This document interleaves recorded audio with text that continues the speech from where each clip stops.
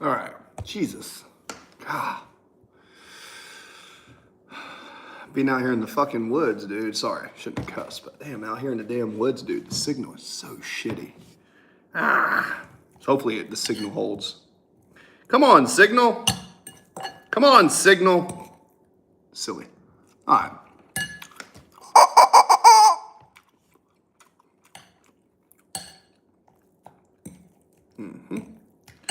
Egg, food, honey, sugar. Sorry, the signal went out. Oh, it's shitty. We had like 15 thumbs ups. JMP, welcome back. I'm getting ready to move closer to the city. And I'll have a lot more stable internet. Like right now, I had to switch from T-Mobile to Verizon. The signal goes in and out. I have a router out here with the best internet. But God, it always goes in and out. Hi, JMP. Oh, JMP, you got me just to yourself now. Here I am. JMP, I'm shutting down the school. Just so you know. It's too big of a project. I'm trying to spread myself too thin. Genuine guy. If you had to put one before the other, which would you put first, chicken or turkey? Well, it depends, man. What's our goal? I mean, if our goal is just for taste, I like chicken and turkey. But if my goal is to like stay leaner, then some cuts of turkey are better than chicken and some cuts of chicken are better than turkey. So when I look at food, I'm thinking, okay, are we doing this for taste? Are we doing this for pleasure? Or are we doing this for fuel? If it's fuel, I'm probably gonna lean towards steak because I have these ribeye steaks that are like 10 ounces. And if it's fuel, I'm gonna go for that. If it's sausage, I'm gonna go for a chicken sausage because I think chicken sausage is tastier. But if it's ground meat, ground turkey is really good. If you can get fresh ground turkey, it's got a little bit more nutrients in it. So, yeah, I know that's a indirect, complicated answer, but, you know, just understanding food and looking at it. Oh, I mean, if it's endurance and especially for swimming in the sea,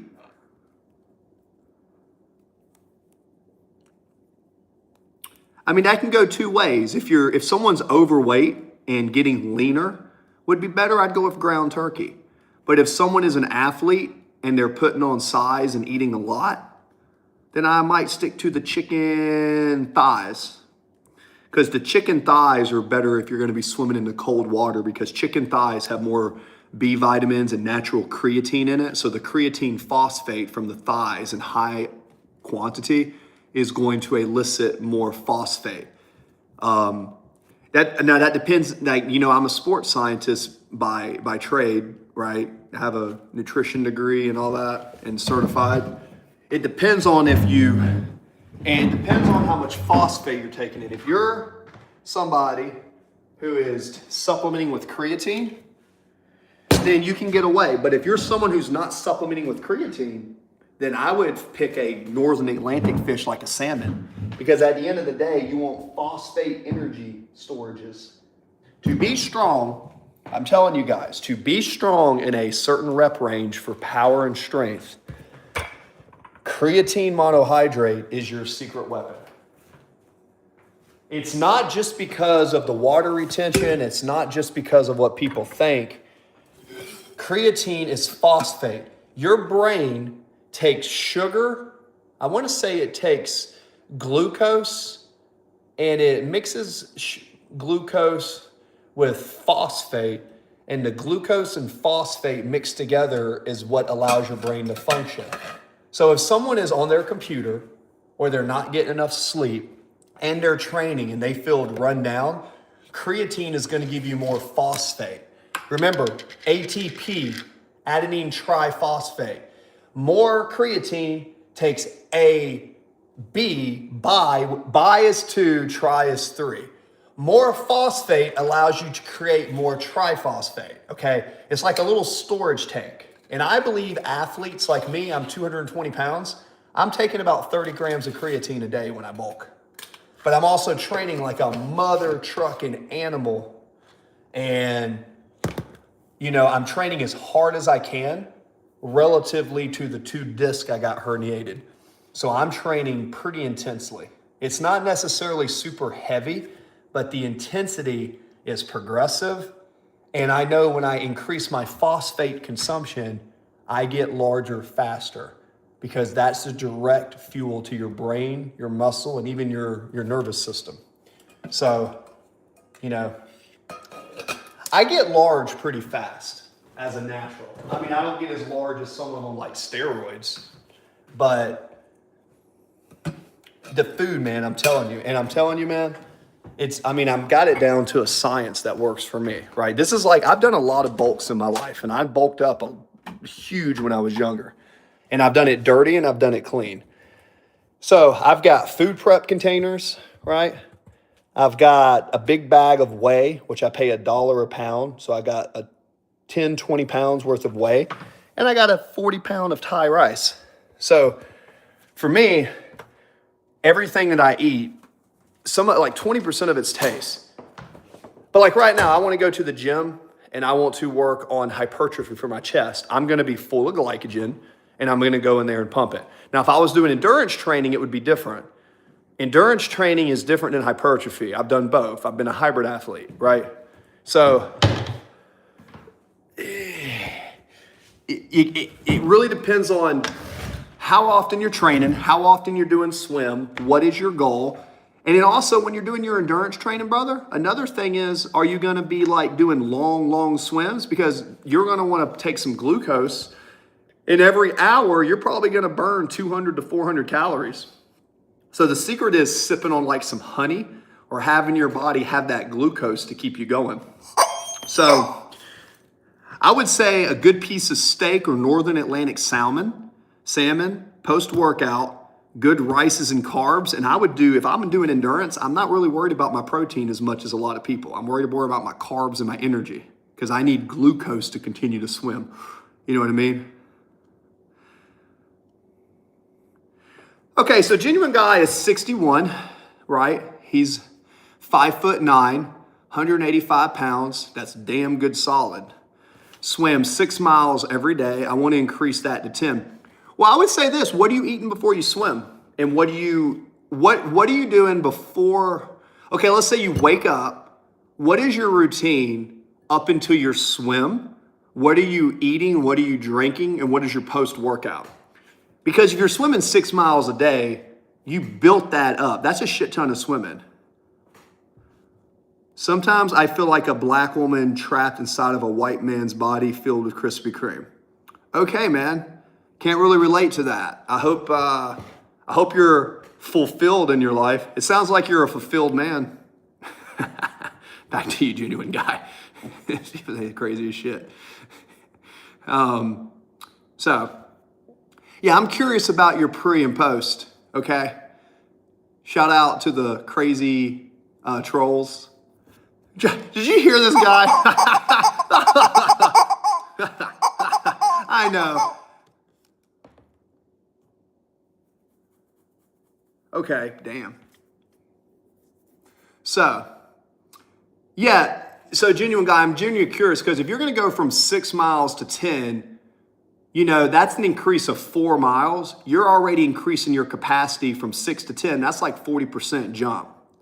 So your 40% increase in output, you know, I would be wary of.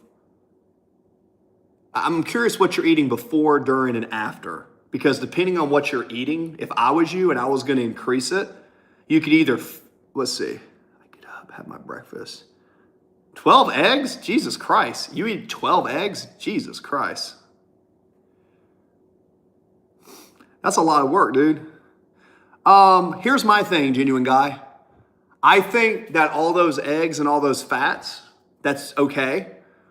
But you're not really getting enough fuel, man. You're kind of eating more like a bodybuilder, but you're training like an endurance athlete. Me personally, I would I don't know anyone who eats 12 eggs. I know professional bodybuilders who are 260 pounds who don't eat that much.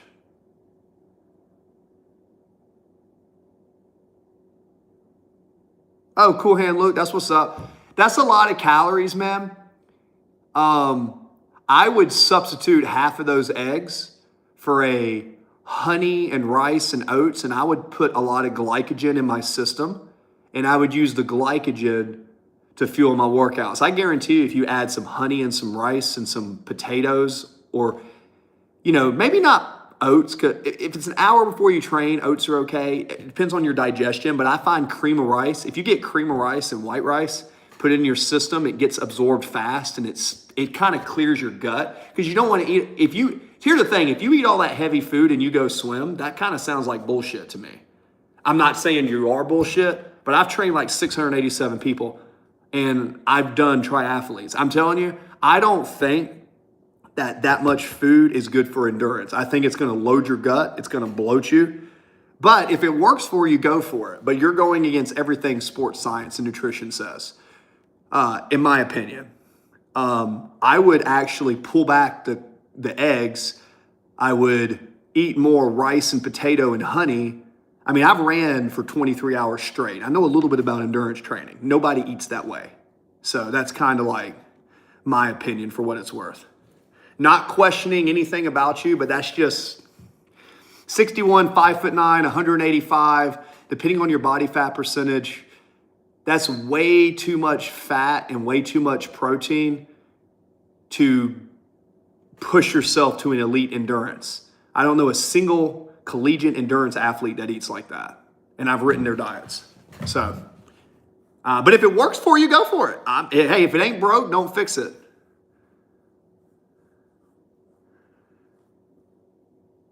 Yeah, see, now I think, you're just adding to it. Maybe you're telling me the truth, you're not, but yeah, I don't think that is good. That kind of sounds like a made up bullshit story. That's what it sounds like to me. That's my own personal opinion. But hey, you go for it. I've only been studying this shit for 20 years. What do I know? Less carbs, less protein, less fat, more carbs, and you'll feel better. But like I said, if it ain't broke, don't fix it. Just seems highly unlikely that that's your routine.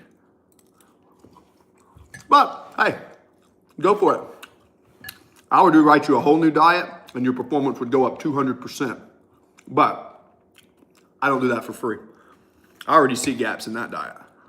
What's up, James?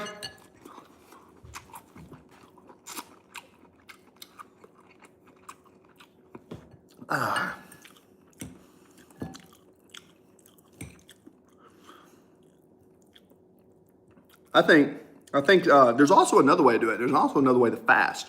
If you fast and you get yourself in an empty stomach, that's one way to do it. But it also depends how much muscle someone's trying to hold. Not everybody wants to hold muscle, and not everybody has the same goals. But carbs get a really bad rep, dude. I mean, if you drink 12 raw eggs, dude, you're literally wasting. Let me do a calculation here, just so you can realize how much of that you're wasting. So I just looked it up. You drinking 12 raw eggs, you're wasting 60% of your protein.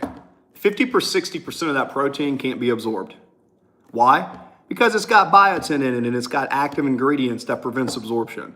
So I'm pretty sure you're kind of full of shit right here. And I'm not calling you out. That's my way of saying I don't believe what you're saying. Maybe you're true. Maybe you're telling me the truth. But if you take 12 eggs and you drink them, and go Google it. I just looked at ChatGPT. You're not going to be able to absorb a lot of that. So a lot of that shit's just going right through you. So A, you're wasting money. B, that's not how nutrition works. Nobody does raw eggs except for really crazy people. I used to work on a farm. There's chances of salmonella because the feces are on the shell if you don't wash them. Cool. But the thing about cooking it is cooking it allows you to absorb it. So if you cook 5 eggs, you'll get more nutrition than eating 12. So you could pull back your calories, get more protein, and add carbs, and increase your BMI all through a few little changes like that. See how that works? Yeah. And don't be offended if I call people on here and I say I think you're full of shit. I'm not trying to be mean.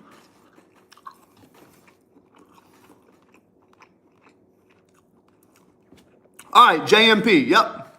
Okay, JMP. Chris, I'm in my early 30s, 5'2", going to the gym, 112. JMP, you know what your body fat percentage is you've gotten scanned? Do you know what your basal metabolic rate, which is your BMR? I don't care how much. BMI is kind of good to know, but when I was in the military and tape people, I saw big, strong unit men who could run and swim large, and the BMI said they were overweight. So the BMI, it's good, but it's not the Bible, right? I've been going to the gym, walking, spinning, and yes, sometimes I fast. I mean, you want some fat to absorb it. Let me get to JMP and let me finish that. Genuine guy, a poach or a butter, because you need fat to absorb the acetylcholine in the egg. Now, I love that you're eating the eggs, but dude, 12 eggs is a lot of fucking food, dude. That's a lot of food, especially for someone 5'9", which you're kind of jacked at 185. That's a shit ton of food, dude. Don't drink that stuff raw. You're wasting half your protein. Go Google it. Go into Google while I'm talking to JMP and say, Google, if I cook eggs versus eating them raw, how much am I wasting? And you're going to see 50 to 60% you're just shitting out.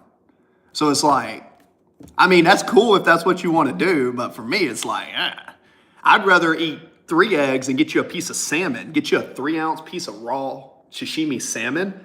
Throw that in there because then you're getting your polys, you're getting your anti-inflammatory. You know what I'm saying? Yo, what's up, Reaper? All right, now JMP says, well, JMP, here's the one thing. You're gonna get tone and it's gonna take some time, right? Love and peace, family. Reaper, what's up? We're going back on a bulk, Reaper. So time to put on some sides and I'm done with my running phase.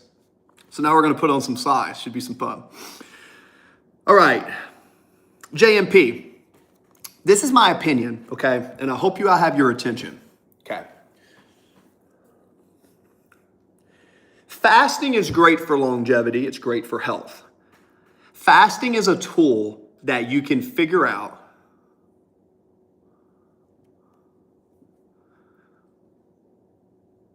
Yeah, well, I would take less eggs and I would add some northern Atlantic salmon. If you're gonna invest in fish, don't get the farm raised. Get you a good piece of northern Atlantic salmon or cod and add 2 to 3 ounces per snack. You don't need a lot, just 2 to 3 ounces. Remember, the more carbs and fats you eat, the less protein you need. When I'm bulking, I care more about my carbs and fats and my energy than my protein. When I want to get lean, that's when I increase my protein. But that's a misconception. People are like, oh, I want to get big and bulky. I need to eat more protein. No, that's called gluconeogenesis. You need to eat more carbs and fats. Take it from a sports nutrition coach. Okay, listen how I speak. See if the things I say make sense. They're logical and rational. Okay, I've been doing this a long time. Not that I know everything, because I still learn every day. Every day I read a nutrition article, I'm like, wow, I didn't know that. So, but this is my world, man. This is what I study. So, JMP, back to you. Fasting is going to help you if you know your BMR. JMP, do you know your BMR? Do you know what BMR? First thing, do you know what BMR is? Yes or no? Okay. And with your BMR,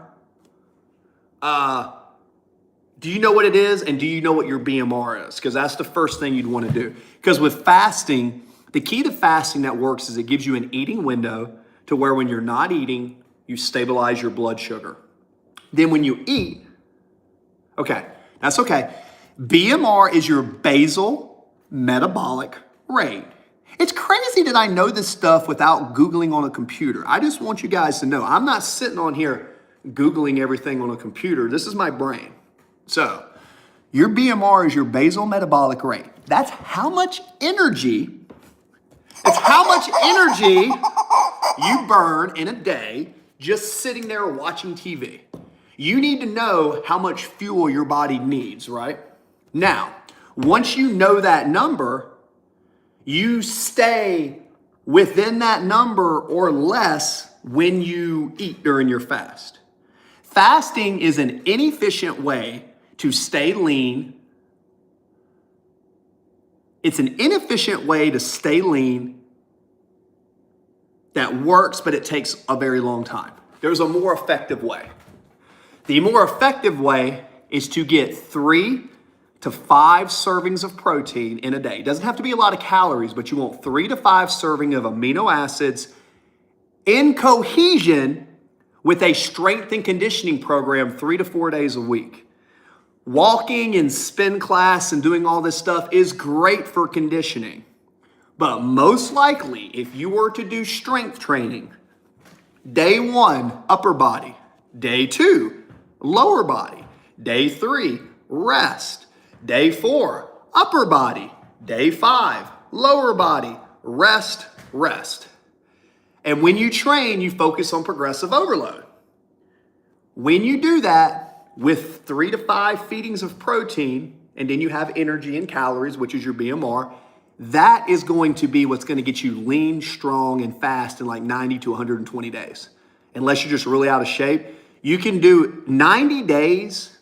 I mean, you'll be able to tell a difference in your body in a week if you actually cook your own food, drink a bunch of water, strength train, and focus on resting and getting stronger. And again, I'm an endurance athlete by heart. So I know about circuit training, metabolic conditioning, circuit training. That's not the best way to build muscle.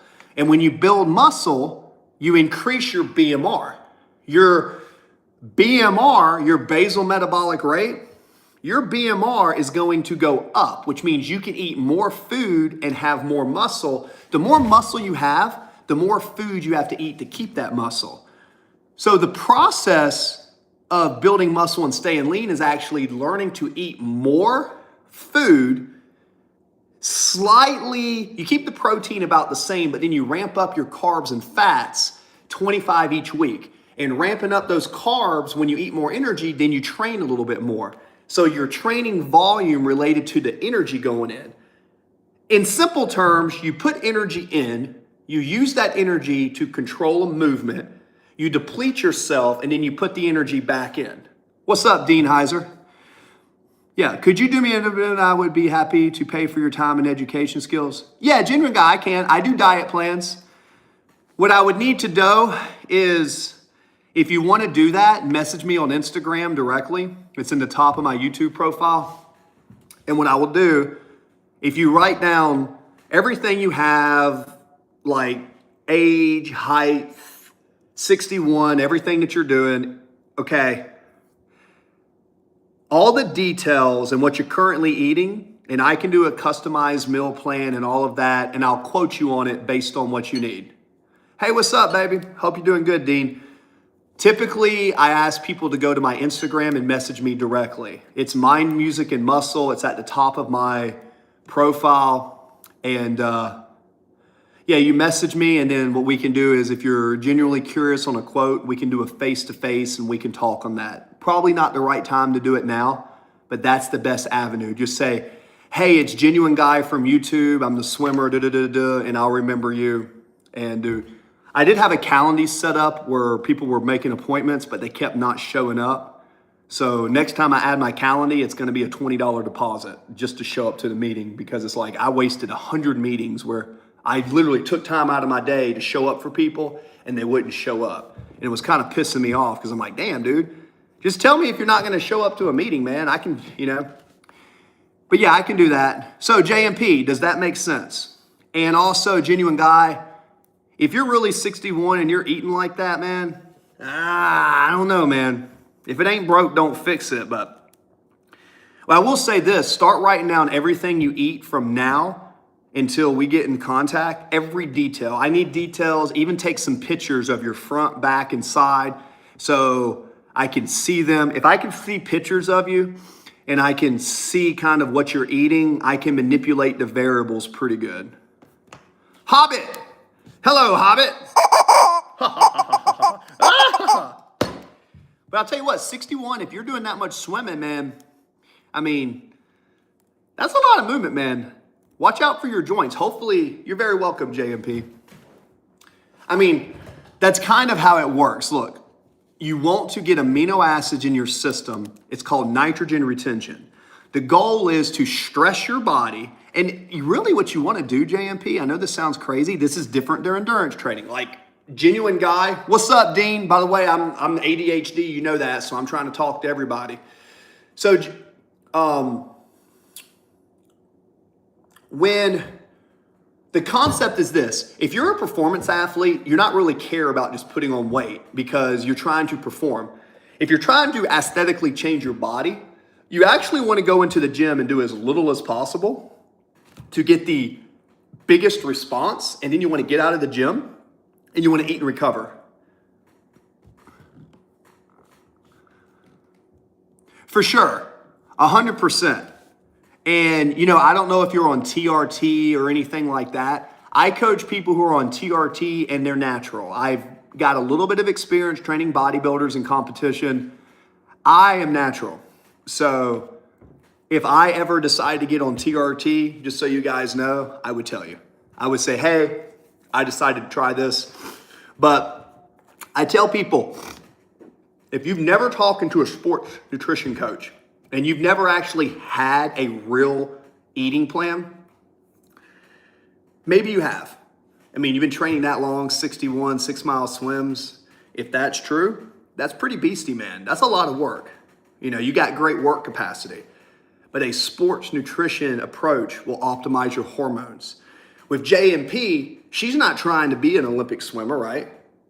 Or she's not trying to do 6-7 mile swims. So for her, she needs a strength training program where she focuses on progressive overload, stimulating the muscle and getting out. And then JMP, when you're not in the gym, you can go out and walk and do whatever you want and have an active lifestyle. But most women, for some reason, think, I don't want to lift weights because I don't want to get big and bulky. It's not how it works. It's not how it works. Lifting weights will make you sexy and curvy, and you will be very attractive to men. Because when women build muscle in their glutes and hamstrings, it really attracts men, right? It's just what it is, especially with a thigh gap. Women typically want glutes with a thigh gap. You know what I'm saying?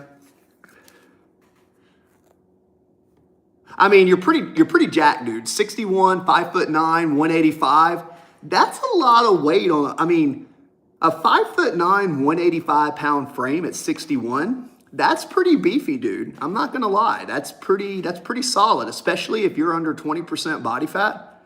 That's pretty beastie. You losing weight will probably increase your endurance. So you got to say, what's more important? Do I want to keep my size and create my output, which is going to be more food? Or do I want to get a little bit smaller to increase my endurance?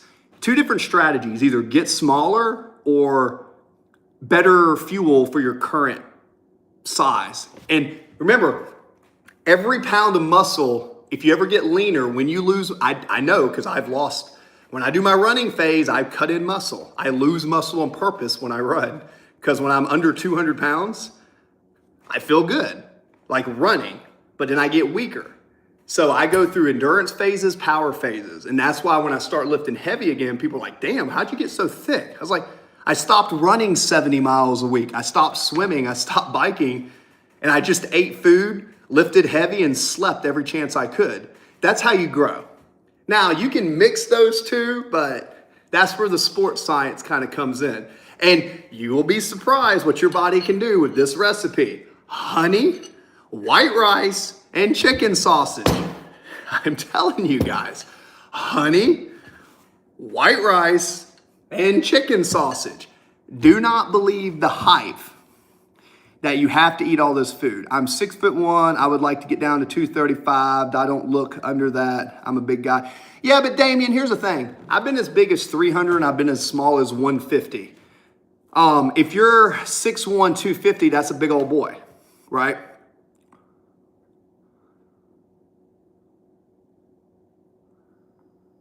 I would like to drop sobs later. Yeah, so here's the thing. That's going to be based on your nutrition. Look, your calories are going to determine your weight. Your macros are going to determine your composition. And your micros are going to determine your performance. So you can eat literally to look like shit, but perform well if you get enough micronutrients. You can get big, but be weak if you eat a bunch of calories, but your macros are off. You can get lean and shredded if your macros are there, but lose too much muscle if your calories. So you have to have your calories, your macros, and your micros. And when you align all those up, now that's covered. Now you have to look into your sleep, your stress, and the stimulus that you're providing. You can train twice a day, and you can do aerobic training with strength training. Like, there's different ways to train multiple times a day. But if your goal is to aesthetically change your body, it's good to go through a period of a building phase where you build the foundation of muscle, let your body get used to that size, and then condition yourself at that new weight. But you kind of got to manipulate. If you want body composition and performance, you really got to understand how the ratio of carbs, fats, and proteins works. Unless you're just a genetic freak and you have a crazy metabolism, that's not most people. So, why do you want to get to 235 specifically, Damien? Why 235? Well, you see, the thing is, Damien, you say you don't look right under 235. That's bullshit. Because Arnold Schwarzenegger was 205 pounds at 6'1" when he won in Olympia. So that's pure bullshit that you don't look right under 235. Now, if it depends on the ratio of muscle to fat.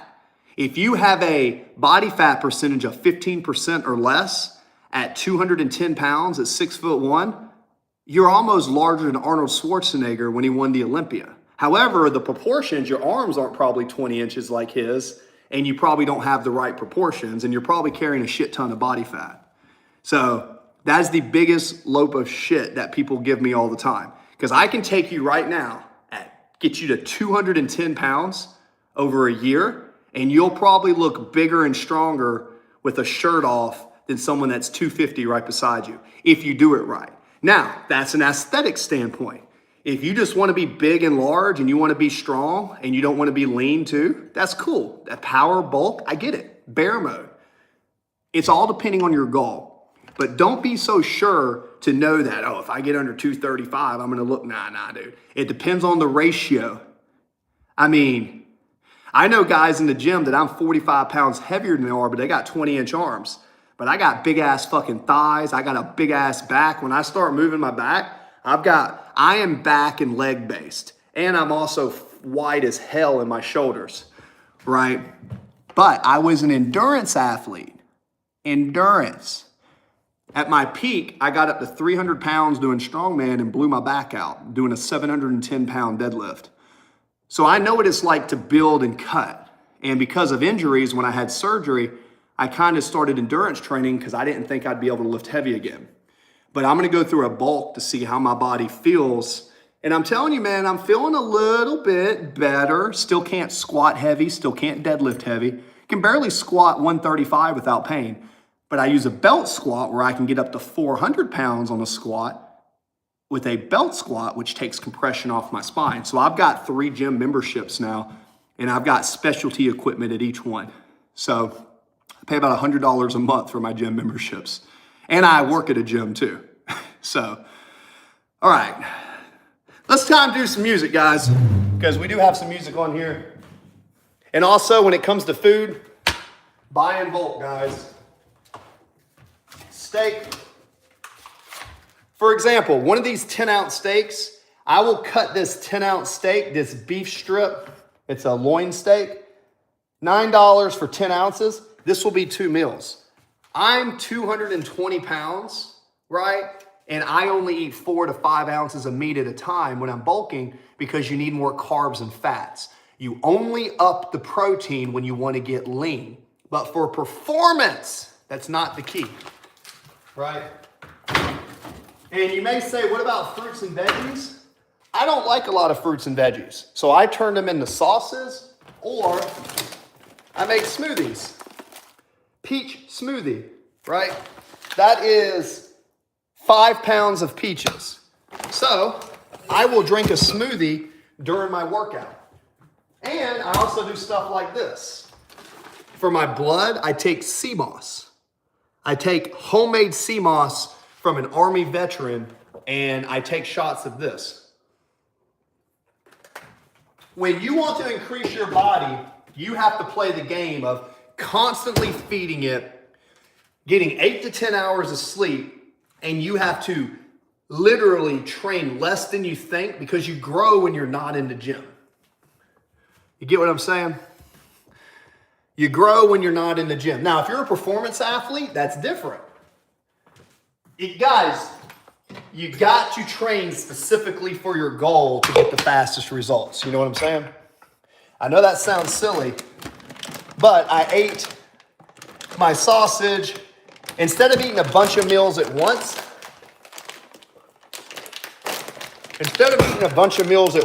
what you want to do is eat a bunch of little meals throughout the day and keep a steady stream of amino acids in your body. Every time you stress out, every time you get upset, you're literally depleting and you're increasing cortisol. That requires you to deplete amino acids. So you have to stay away from stress, stimulate your body, and rest and recover. That is how you grow. It's kind of shitty because I don't think you can be in really good shape and build at the same time. I think it's better to phase it out. I mean, maybe I'm wrong on that. The only people that I see getting away with that are typically people who are using anabolics or PEDs or peptides. They can get away with it, but the average person can't. So, go in the gym, stimulate, go home, rest. Go in the gym, stimulate. Stimulate, don't annihilate. Right? And for all you guys who like bodybuilding, even Ronnie Coleman did not train to failure. No one trains to failure that's a competitive athlete. Because what they do is they challenge themselves to beat their last workout, recover, and then rinse and repeat. Do not find yourself going into the gym, destroying your body, digging that fucking hole, and then not putting fuel back in. That's the thing that's what used to kill me when I first started training. Years ago, I was an endurance athlete. I wanted more and more and more. That's a different training style. There's a reason martial artists who train twice a day in CrossFit, they're lean, they're strong, but they're not always the biggest. They're conditioned athletes. So I think it's better to build the size with the basics. Once you build that power and that foundation, hold that and then shift over into endurance. It's called a mesocycle. What's this got?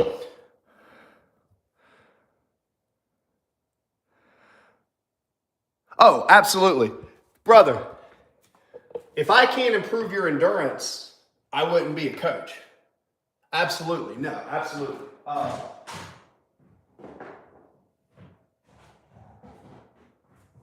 And keep in mind, I'm not a big believer that protein powder is necessary. The only reason I use protein powder is because I am bulking and I am getting a shit ton of amino acids in my body and I'm training a lot. Like I'm doing a lot of volume. I can only do volume based on the amount of energy I put in because I have a super fast metabolism. And I am eating more to ramp up my metabolism to say, hey, like guys, you can train your body to eat more food. And Genuine Guy, I love to hear from you on the Instagram. And yeah, we can make it happen. I am getting a website with my ISSA certificates. I'll have all my credentials on there. The website's ready for me to do. We had a bunch of deaths in the family and I haven't knocked it out. But that is a peach smoothie with an additional 50 grams of protein and some clean carbs, right? I have the luxury of having a lifestyle where I can invest this time in food. Remember, I'm not married, I'm divorced, I have no kids. So I have the time to actually do it, right? But, again, train for your goals.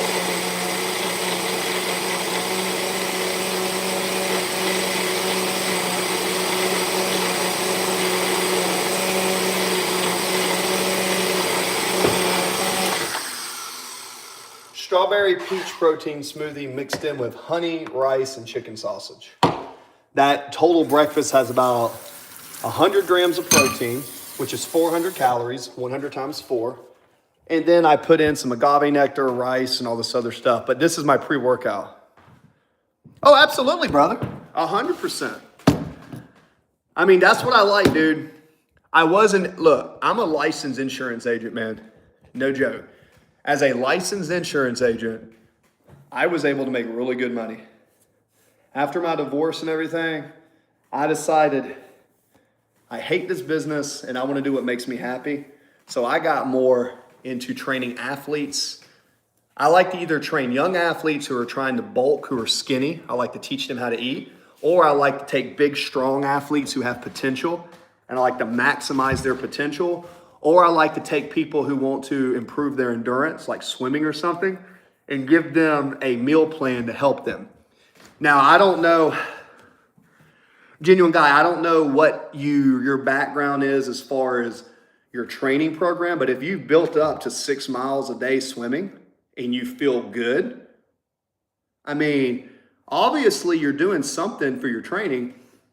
I would say keep your regiment. If anything, I would say take a day off from time to time.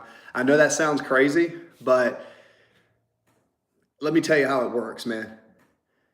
Taking that day of rest and instead of swimming, focusing on mobility work, exercises that assist your swimming in between your swim days, that is a better way to get better at swimming than just swimming every day. Yes, swimming every day will get you there, but if you do it to where you swim like every other day and days in between, you're working on full body strength training. Your strength training should excel your swimming, and it's going to keep your composition. If all you did was swim all day, you'll get better at swimming, but your body composition will stay lean, but you won't have as much muscle. The idea of strength training is to use the strength training to increase your relative strength. So if you're 185 pounds, but you're squatting twice your body weight, you can overhead press your body weight. Now you're more dense and you're thick. So that muscle density may affect with your buoyancy, but if your body fat is over 20%, for a swimmer, you kind of want a little bit more body fat, unless you're sprinting like Michael Phelps. But the long distance swimmers, they're not going to have super low body fat. They're going to have something to help them keep them buoyant. So then it depends on whether you're negative buoyant, your bone density. And, this is where I nerd out and people are like, oh my God, all this stuff. If anything, I'm kind of telling you kind of like how my brain thinks and why you should hire me as a coach, because I consider all these variables for you.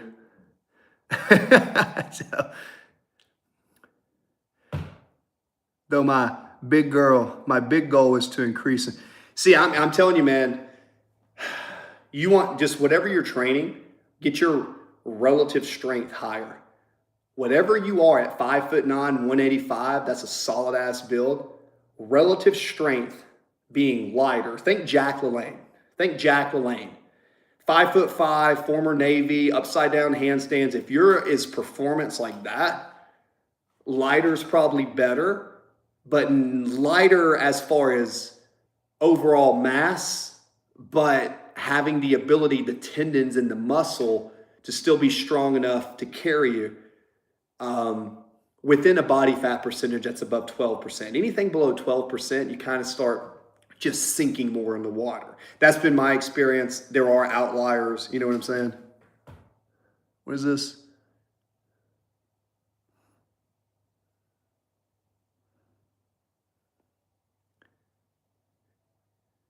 I can come with you and yeah, well, I mean, based on your goal, man. I mean, put it this way. When I was training last month, I was actually training for an ultra. I lost like 20 pounds in a month because all I wanted to do was get lighter and increase my run time. Now I was still lifting weights, but instead of doing like 12 to 15s where you'd pump out reps, right? I was doing more like 1 to 3s and 3s to 5, where I was going super heavy relative to me, right? Relative to my back injuries and stuff, but still pretty heavy, man. Pretty, I got some decent lifts, but I was trying to be stronger and lighter. That's going to increase performance as far as the sport goes. But there's an aesthetic quality where if you want to kind of have some muscle and look good and be able to perform, there's a way to eat to make that happen. So again, it's the Sayed principle, the specificity of training. If the goal is to hold muscle and keep the endurance, it can be done At your age, it can be done. A little bit tougher. I live in the real world. I'd go to the doctor and make sure that your hormone levels are good. At 61 years old, I might even consider TRT if your levels aren't good. If your levels are good, don't mess with them. Because you're at that age group where it's like, you're not getting any younger and you have this endurance goal. And long endurance activities has been shown to decrease testosterone for long periods of time because there's so much cortisol. So to blunt that, you really have to keep sugar in your system, like powdered Gatorade or BCAAs. That kind of blunts the hormonal effect. So with you being 61, I mean, it's like the world's strongest man, Nick Wright. He competed up into his 50s and he trained every other day. He took more rest. The older you get, the more rest you're going to need to recover. You just don't have the ability to recover like when you're younger. So the nutrition and the rest is probably going to aid you to train less often, but when you do, you're always beating your last workout. So the grind and every day, it's cool for mentality, but it's kind of an inefficient, dumb way to train. It's great for your mind. It's great for some people, but you know what I'm saying? Hello, hope you're doing well. What are you talking about? What am I talking about? Oh, Dan, I'm talking about sports science and nutrition for a potential client, Genuine Guy. That's what I'm talking about. I'm a sports science and nutrition coach. Been training people for 20 years. Read my bio. I've got my story in there. I hate talking about myself in my bio all the time, but when new viewers come in, I just do it so they get to know me. Got a pretty crazy story, dude. But at the end of the day, I'm going over, remember, this is mind, music, and muscle. So we're talking about muscle.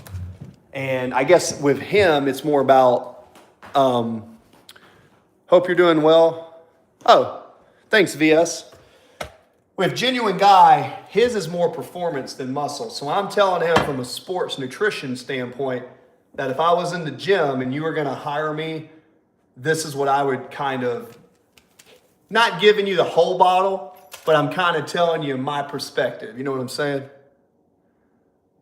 Play football. I played basketball, baseball, football, and rugby. So I was a pitcher in baseball, shooting guard in basketball. I was a receiver in football and a center because I could long snap. And in rugby, I was a flanker. And I'm Navy, so I got to do that. So.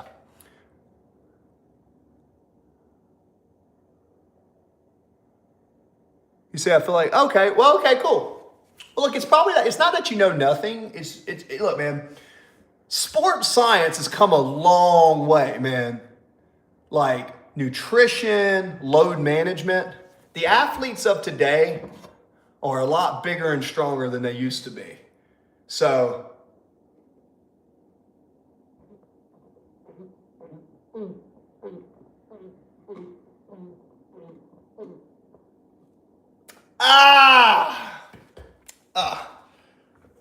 excuse me. That's my peaches and strawberry cream homemade protein shake. Oh, it's so good. I'm trying to bulk again. Remember, protein's not as important as you think. It is important, but you got to combine it with carbs and fats. Oh, that was good. Man, that was good. I think I'm going to hit Legends Business and hit some chest today. I think that's a load up and pump some blood in there. You can train more often if you get your nutrition on point, but boy, I burned 30 kilos just by walking and eating clean. True story. I mean, sure, that's fine. I guarantee you if all you did was walk and you didn't change anything else, depending on how physical you are, you lost a shit ton of muscle. Because I don't care how much weight someone loses. I care about how much fat they lose. I've been training people for 20 years, guys. I know how this shit works. No. So if you go for a 30-minute walk, you will burn more calories than lifting weights. So it doesn't surprise me that walking and eating clean lost you weight. But I'm not in the business of getting people to lose weight. I'm in the business of making people, lose body fat. Because I don't like for people to lose more than a pound per week. And I can get someone to lose 10 pounds in a week. But it's not body fat. It's sweat. It's glycogen. It's all this stuff. You know what I'm saying? So, and again, not everybody has the desire to build muscle. I mean, it's pretty easy to lose weight. You eat less and you move more. But what happens is people do that and they lose muscle and they lose fat. And then once an individual loses muscle instead of fat, their BMR goes down. And then once their BMR goes down, that affects their basal metabolic rate. And once their basal metabolic rate gets affected, now they can't figure out how to basically get out of that hole, and then they get metabolic damage. Happens every time. I did the same thing when I trained. Well, bam! Coach, certified coach. And people say, where did I get my experience? Well, I was in the Navy for a while, and I was an ACFL. So I've got shit tons of certificates and all this stuff. I had the privilege to study with the University of Pittsburgh, Human Performance, Shane Levison, Go Pitt Go. All these people I got to learn from. So it's not that I'm that smart. I've been around really smart people, paid a bunch of money. I've paid over $50,000 for certificates in my life. Like, guys, you're talking to a professional, okay? Yeah, man, for sure. And that's great. Look, I am not a negative person, but I just know how this works. Do not fall for the fact that just because you're losing weight, it's the right way. What you want to do is understand nutrition and strength training. Obviously, you want to do cardio. I'm an endurance athlete. I love cardio. But you want to eat, have some aerobic capacity, and then do not forget about strength training. Strength training, unless you're injured, even if it's just push-ups, even if you just do calisthenics, that's resistance training. Your body's pretty heavy. If you hold it, hang from pull-up bars, you'll be surprised what your body can do with just no resistance training to calisthenics. And then once you get through calisthenics, then you can go through weights. And boy, it makes a huge difference in how you look. Not necessarily how you perform, but how you look. But if you do it right, it should increase your performance.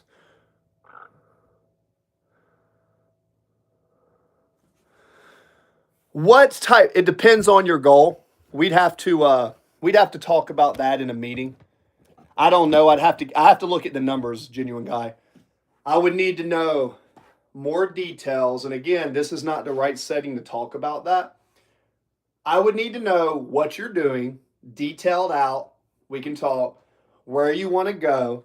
And then what I do is I try to train people where I give them a program, and then every week we have like a 30-minute to an hour conversation, and we do tracking.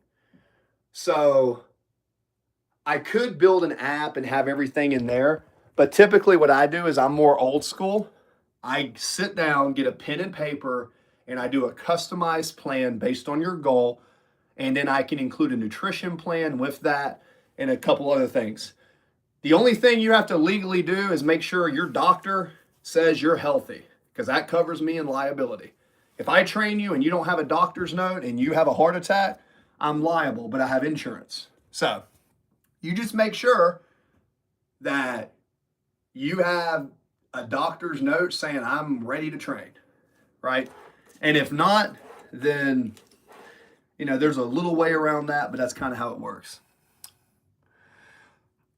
I mean, depending on how you eat and how you train, man, it just depends. The thing about nutrition is once you start putting the plan into action, it's kind of based on how you feel and how you're performing. And then after a week of that, I'll talk to you, get some numbers, some measurements, some data, and then we take the data and then we either keep it or we change based on what's happening.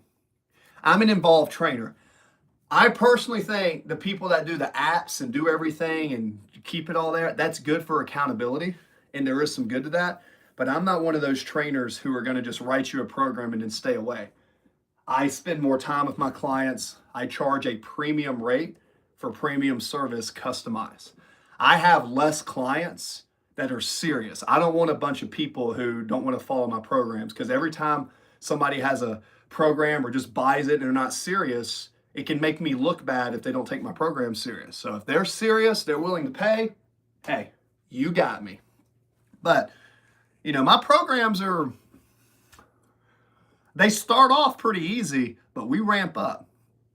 Just remember, 6 months, you can do a lot in endurance. 3 to 6 months.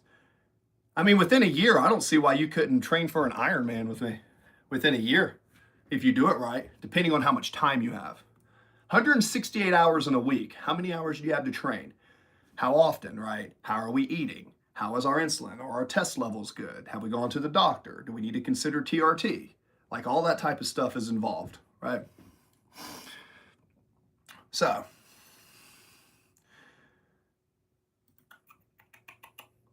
but the Instagram is the Earth is spinning too quickly. Clocks aren't keeping up. Really? All right. Okay, now back to the music. I mean, if you're swimming 6 miles every day and you're doing that, I mean, if you're not doing any resistance training, the best thing that's going to increase your swim, well, I'm not going to tell you that because that one will cost you some money. But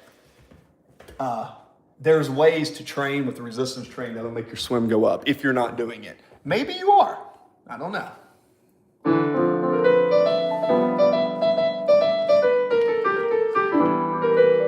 Guys, this is mine. Music. Muscle. Woo! Woo! Woo! Woo!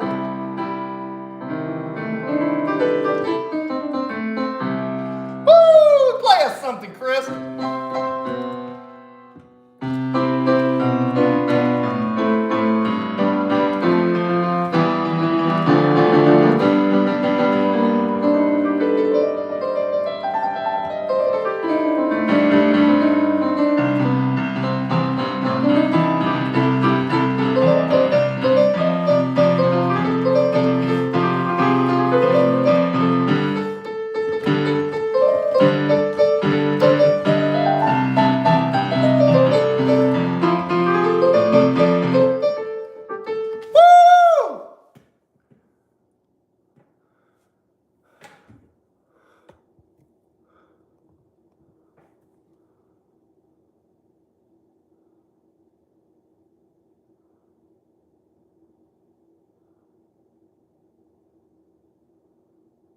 Yeah, I mean, why not? I mean, I was training for an Ironman before I shifted my goals. My worst event was to swim because I'm kind of negative buoyant. I sink in the water I've been tested. So I can swim. I'm second class swim qual, but the running and the bike was where I excelled. I typically am above average in the run and above average in the bike and medium to low in the swim. So swimming was my worst.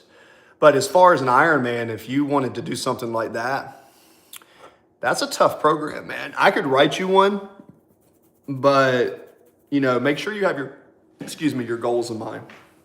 Really depends on your goals. And phase it out. Do a program for 3 months, run it. Guys, there's a reason people pay for programs. Most people are doing too much of the wrong stuff. They're not doing enough of the right stuff. Their nutrition is off. And you fix one of those variables, man. A lot of people don't even know what their body's capable of if they've never had full glycogen. Like if I say, hey, do you know when you're full of glycogen and when you're off on glycogen? Do you know what glycogen is? Do you know what fuel reserves are? Do you know how to decrease cortisol to enhance your own hormonal functions? Like this is basic common sense. This is like elementary school stuff in nutrition in my world. And most people say, oh, I know how to eat healthy. And I ask what they eat. And a lot of times they're eating, like the women I've trained in the past, they eat less food calorically than third world countries. Third world countries are sometimes eating more food in a third world country than sometimes the food that people eat in the States when they're training. You can't train like a horse and eat like a bird, man.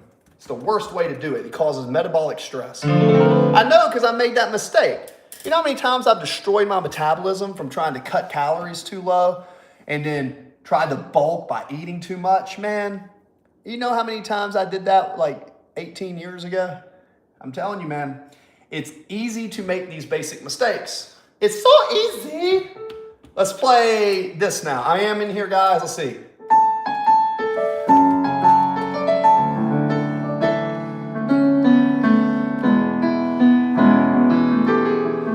somewhere pretty with music now.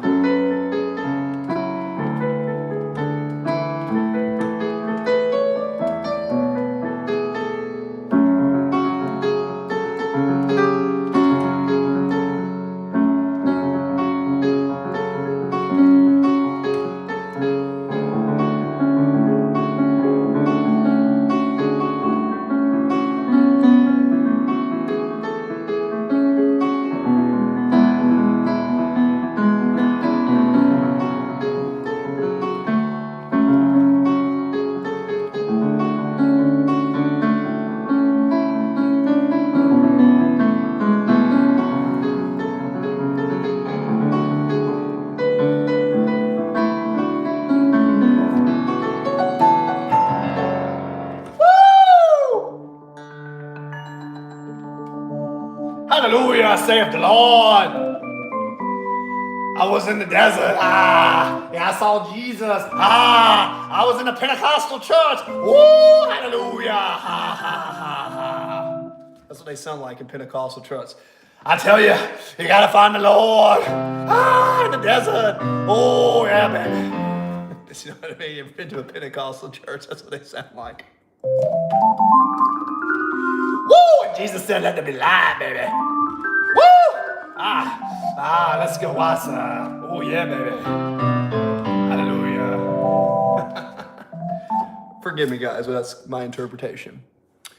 I live in Dorset. We can do everything online. That's fine. I'm in Georgia. Easy day. I'll send you a message. We'll go arrange, sort it up. Nah, any upfront, man. Here's the thing. If you're serious, I'll give you a free consult. Okay? It's just to get to know it because I don't work with everybody. But we decide, hey, this is what you want to do. I have limited time, so I'm very selective of who I want to train, okay? Consult, we can do it via FaceTime, via Cam, whatever, right? And, do horses? That's what's up, brother. Well, if you know about horses, then you know this. Thanks, JMP. So I'll tell you this. Let me tell you something about the horses. What happens if you just feed them horses grain versus if you give them good fuel? You know them horses perform better when you give them micronutrients too. Same concept. Think of every farmer who actually takes the time, or any breeder or anyone who's doing like the Kentucky Derby. They don't just give them grain. They give them calories and micronutrients. You know what I'm saying? Your body will respond the same way if you put the right micronutrients, the right calories, macros, and micros. You get that right, you're going to see the optimal performance that your body's capable of doing. Now, I can't guarantee you that it'll be what you want. Woo!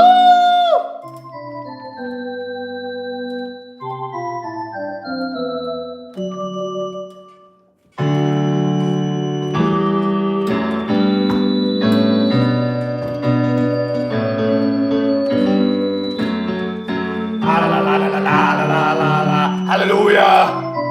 Oh, I was in the desert. I was tempted by Satan. And I saw the Lord. And he said, stop being a bitch. That's why I'm not invited to church. You know what I'm saying? That's why I'm not invited to church, man. The Lord said, thou shalt not be a bitch today. Welcome to the house of the Lord. If you woke up acting like a bitch today, let us go to the gym and get a sacrifice. Let us get a deadlift or a squat to remember why adversity is still in the hand. Now, my name is Uncle Ruckus, and let me tell you something about Uncle Ruckus.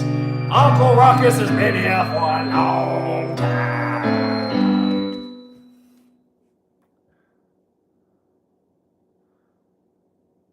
Absolutely. If it's knowledge and programming you're seeking, my friend, I'm Coach Chris. I'm the best coach you've never heard of. I stand by that. My integrity hopefully speaks for itself. Far from perfect, but I'm not a mechanic and I'm not a carpenter. As you can tell, this is the hints of my carpentry skills. I almost cut my damn finger off. See that? So, this is something I know. I'm not arrogant. I've just been doing this since I was 15. When I was younger, I got bit by a tick, friends. And that tick allowed me to have to make a food journal. I got Rocky Spotted Mountain fever in my body. The virus never left. So once you get bit by a tick, you have that in you forever. And you know, I got really sick after that. So I had to personally understand nutrition for the sake of survival. So I'm not proud of that, but even to this day, certain foods causes inflammation and stuff in my body. On, let's see if it works. Lock in. Here we go. Okay, I got my face on it now. Okay. Are we not on? Does it not work? It should lock onto my face now. Maybe it does, maybe it doesn't. Maybe the batteries are dead. Anyways. Absolutely. I want to train people who want to pay a premium for good service, get the best results, go on to win something cool. Like, I want to train an athlete who wants to win first place. Like, those are the athletes that get me going. I love training people to lose weight and all this, but if I could train an Olympic caliber athlete, that looks so good for my credentials. I've trained some D1 guys, and I've trained with, not trained them, but I've trained with an Olympic shot putter. I've trained with Division I basketball players and athletes. I would love to find one who, even at 61, you say, hey, dude, break a world record, dude. Carpe diem, seize the day. Figure out what you want to break, and I will show you the nutrition to do it. I don't know if your body's capable of it, but if you got a wife and you got horses and you got that mentality and you're that disciplined, I'm the coach. I'm the coach you want on your team. Because I'm not, yes, I kind of do it for the money a little bit, but I do it because I think I'm one of the best in the country at it, man. And that sounds arrogant, but it's not, man, because I've been doing this, man, a long time. I've been around the right people, the PhDs, the kinesiologists, the sports performance coaches, the Pittsburghs, the labs, the mesocycles, the military, the civilian world, the athletes, the sports. I've ran marathons. Like, I wasn't the best athlete, but I was always able to make progression. And when you find an athlete who has great genetics and you put them on one of my programs, what they get is incredible. But don't just go around and say because someone is the biggest that they know what they're doing.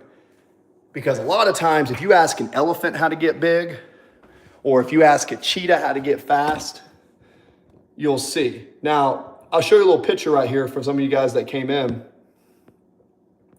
Here's an old photo of me when I was in the Navy. This was when I was in running shape. This was when I was running 100 miles a week. See how skinny I was? 11-inch arms. Now, this was 2 days ago. This isn't even my peak. This is 50 pounds lighter than I used to be.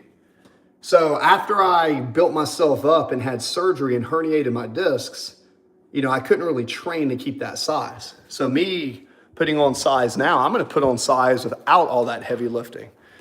Not as big as I'm going to be in the past, but you'll be surprised, man, and it's nutrition. I swear, dude. Nobody eats enough food. Nobody eats the right food. Nobody eats enough. There's gaps in the nutrition because it is a full-time job if you actually do it and take it serious. Genuine guy. All right, so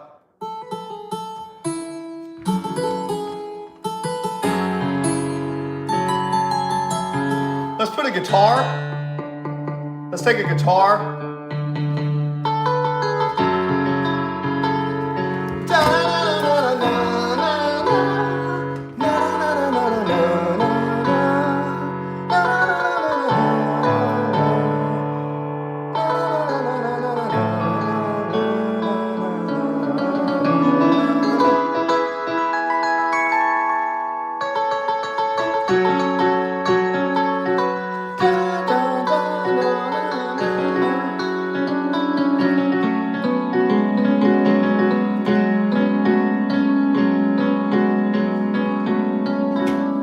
Okay, I'm writing this as I go, so forgive me.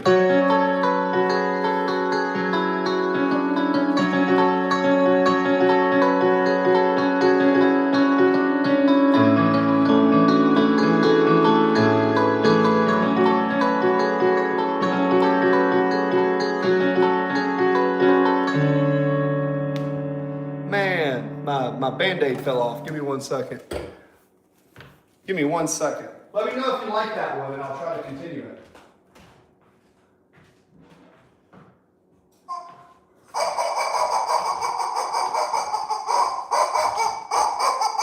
Why do you laugh at me, Post Malone? Roast! Roast! Roast, stop laughing at my piano, Roast Malone. Oh, he wasn't laughing at my piano. He was laughing at the people who don't give me a thumbs up in the chat. What are they doing, Roast? What are they doing? What are they doing, Roast Malone? I got a cut right here on my finger. So, wrap this sucker up real quick. Yeah. Close. And pop this sucker here, rubber band. I'm a rubber band, man.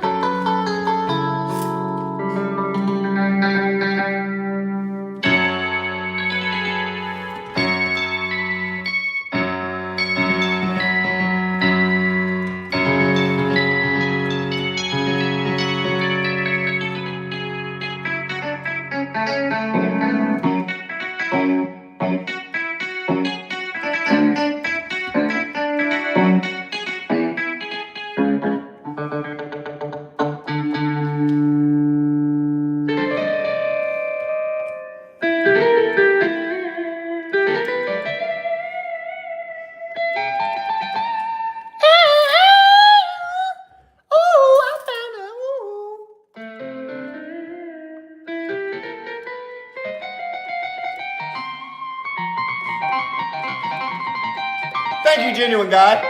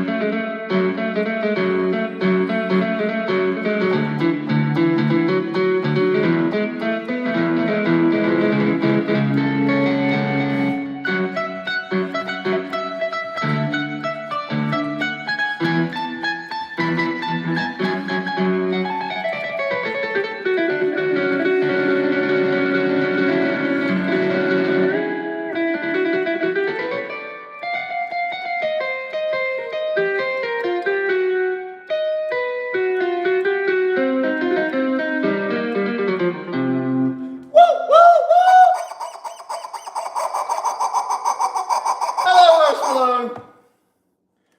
Roast Malone's here. Hola, hello. Hello, it's you. Hello, I'm blind. Hello.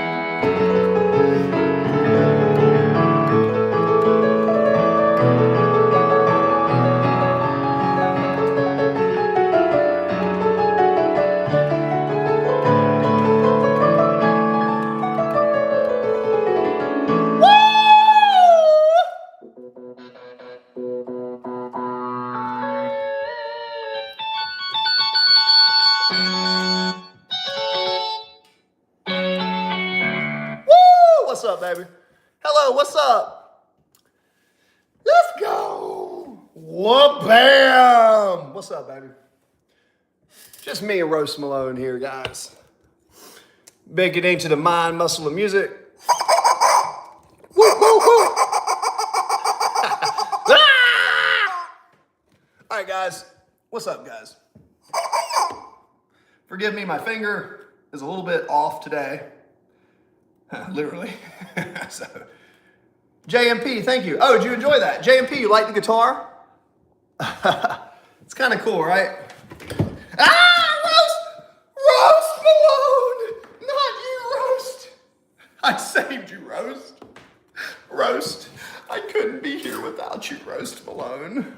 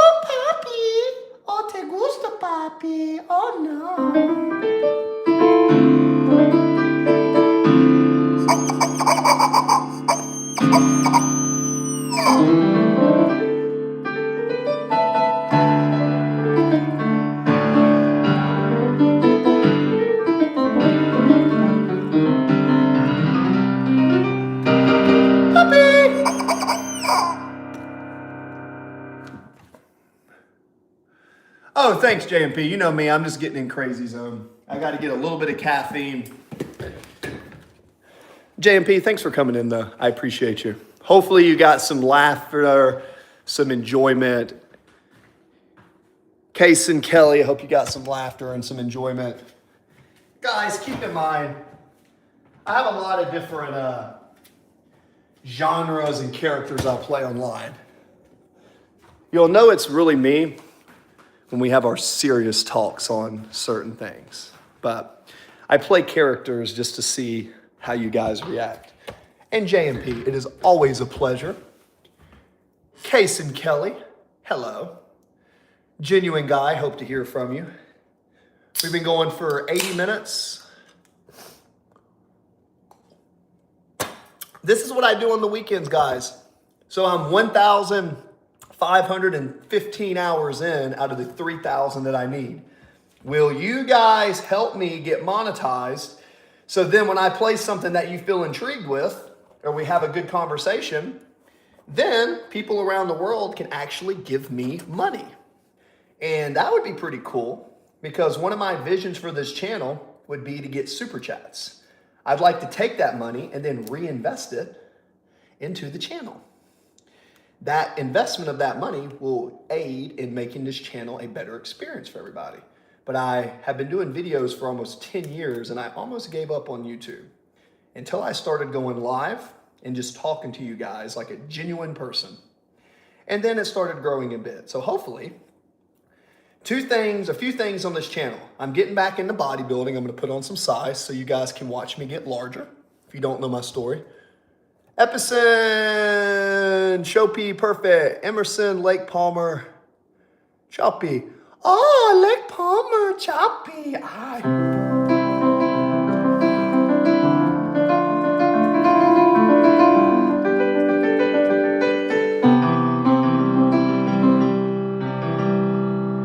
Let me get one thing going here. Let's do a layer. Let's do a layer. And on this layer, let's put a piano and a string because I like orchestra. Guys, tell me where you're coming in from. Talk to me. I'm not a douchebag. I'm someone who will engage with you and actually give you my attention amongst my ADHD nature. Is that fair?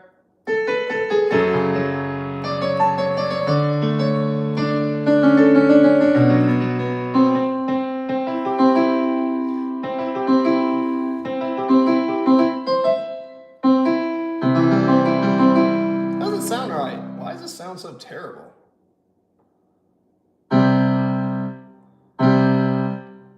Something's wrong here. Layer.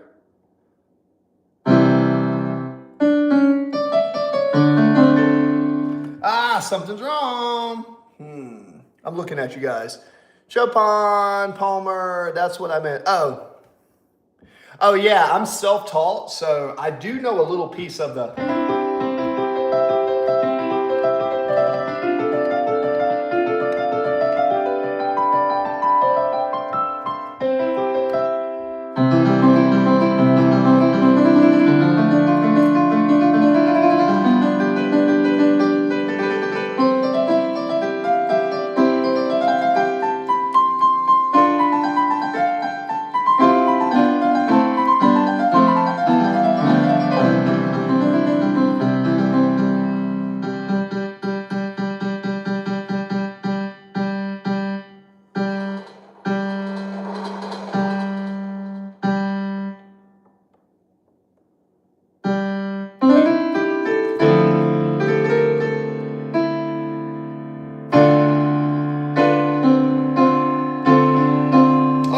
My pedal's wrong, my bad. I have pedals underneath here. Okay, here we go.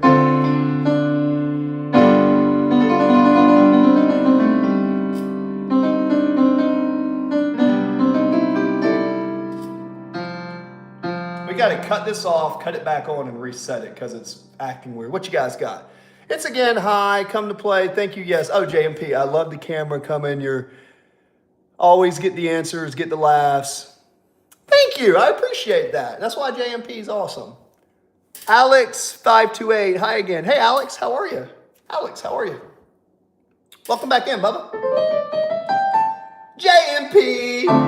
Good for me. I hope she sees.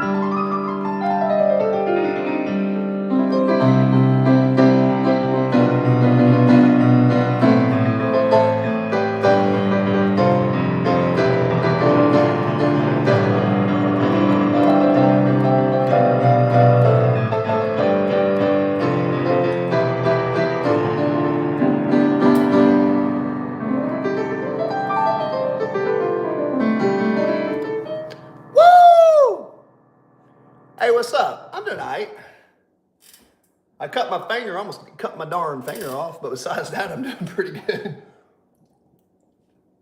What? What was that? What? Huh?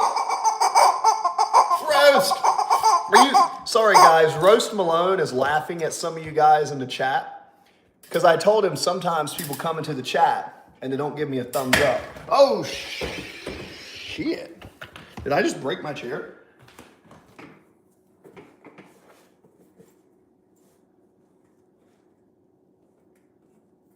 Oh, snap.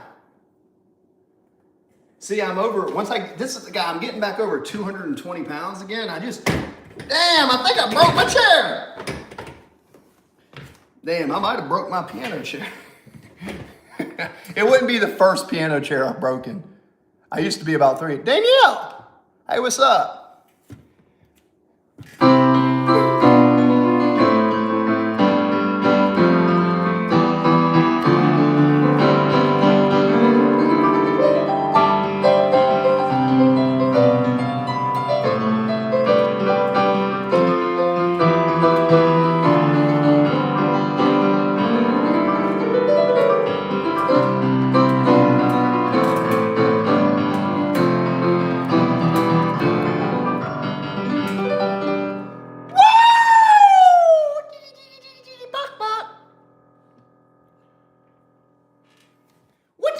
You say Your skills.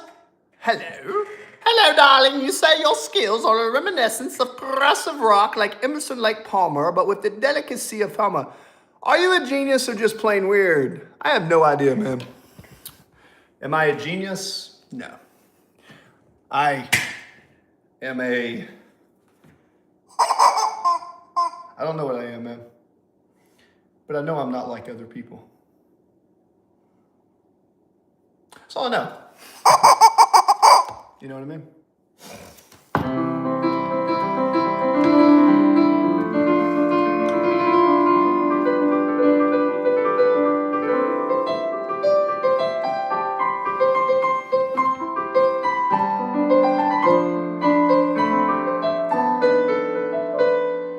You know what I really like to do? I like Twinkle Twinkle. Thank you. I don't think I'm a genius. What was that? Hello? Listen, Roast Malone. You need to stop talking all this shit to me, Roast Malone. Listen. Ah! Sorry. Me and Roast Malone have an interesting relationship. So hopefully, Nah, I'm just a goofy goober dude. You ever seen SpongeBob? I'm just a goofy goober dude. I am the nerd in high school that got the hell beat out of him every day, joined the military, put on 150 pounds, became a power lifter, and ended up playing music. And then I got smaller and now I'm building. But, I think I appreciate you giving me some compliments on the music.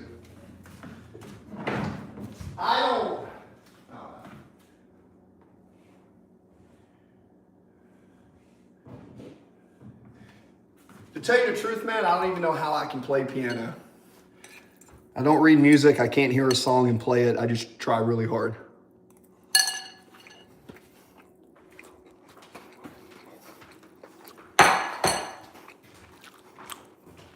I have a lot of autistic friends. I think I might be slightly autistic is what people have told me. Because, I'm very particular in what I do. But for what it's worth, I just really like to play the piano, man. I don't know, man.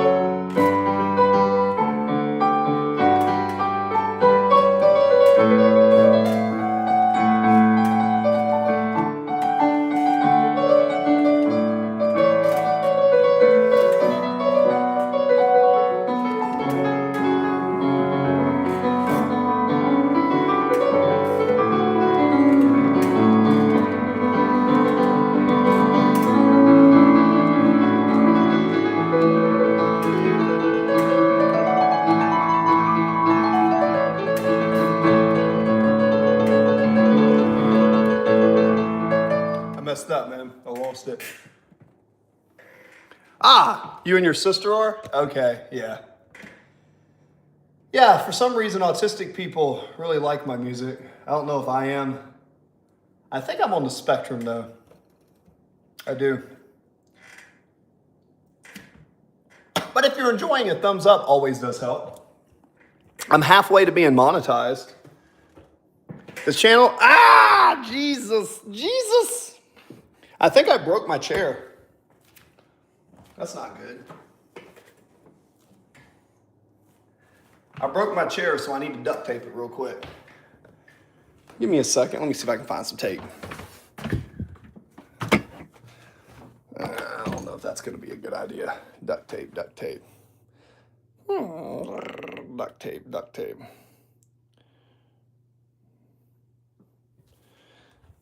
You say I play keyboard, but I'm terrible performing. Oh, well, what would you rate my skills then? Do you think I have some potential on it? I have no issue performing, but I'm not someone who can play a lot of music that's not my own. So, I don't know. I am not scared to perform on stage. That's something I don't have. I just don't know if people will like my original music. That's just... So, what I try to do is play for myself more than others. I only play music for myself as an expression. And then through the process of trying to express myself, I hope that people can get something from my music. It's purely self-expression, which I don't know if that makes me an artist. I don't know, man. To tell you the truth, I try to think about it less. I try to think less about it. And instead of thinking, I try to do more performing and just play versus thinking. Because I have a tendency to overthink things, so I try to reduce that as much as possible. But here's the Lion King. A lion sleeps tonight. If I fall in my chair, I'm sorry, but it is kind of broken.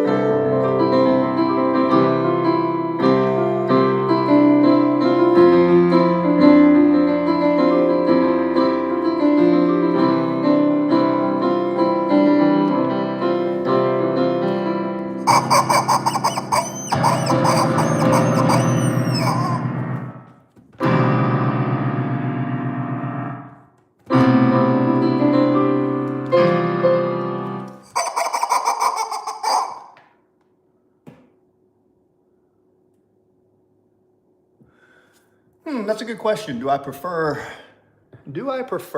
to compose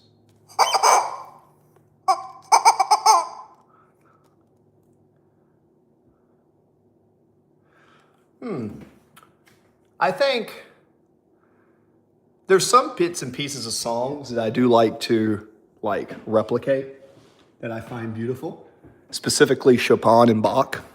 Some of those tones, I find the classical music to kind of soothe my soul, because I have been suicidal in the past. I've tried to kill myself. I was a veteran. I've got a lot of trauma from my past. I don't like to talk about it too much because it kind of takes the vibe away, but I found peace in music, and I started lifting weights, which made me stronger. So between thinking, my music muscle The channel is about talking about world religion, different perspectives, keeping your mind open, and being empathetic.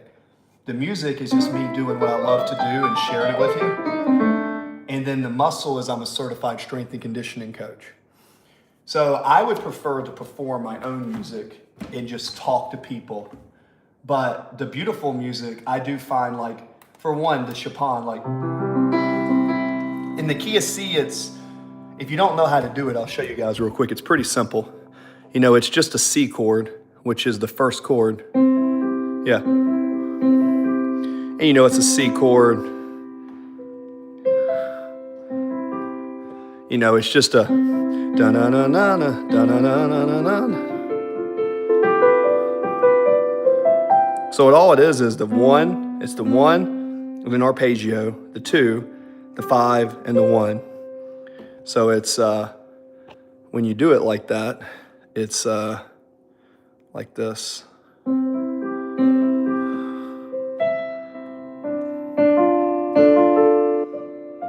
So all you're doing is taking this note right here, and you're adding these two right here, over here, right?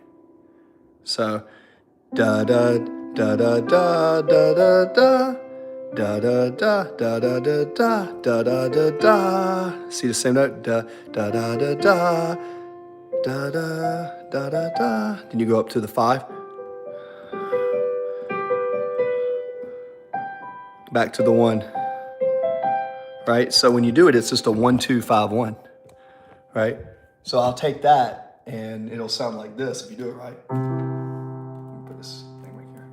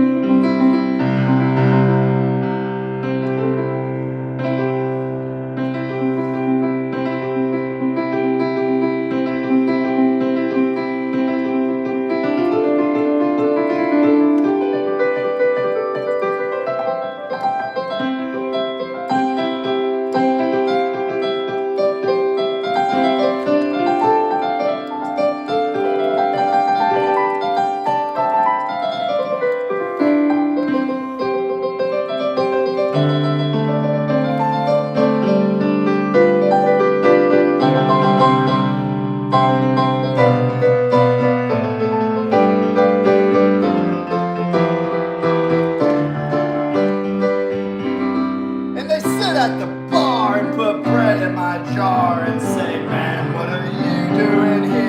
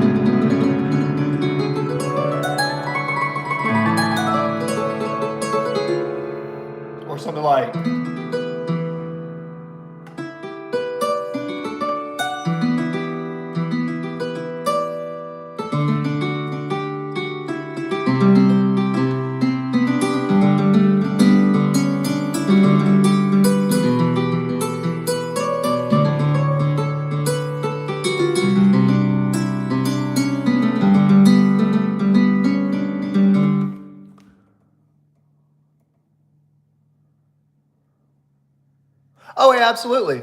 Oh, thanks, man. Yeah, no, I tell that to people. Like, one of the thing that prevented me from actually like going through suicide and getting out of like drug use and stuff was music. I didn't change my addiction. I shifted my addiction to music and lifting weights. So in a sense, I grew up in a church that basically convinced everyone that if you don't go to the church, you're burning in hell. And I went to an institution where they beat me with a paddle if I didn't conform to the religion.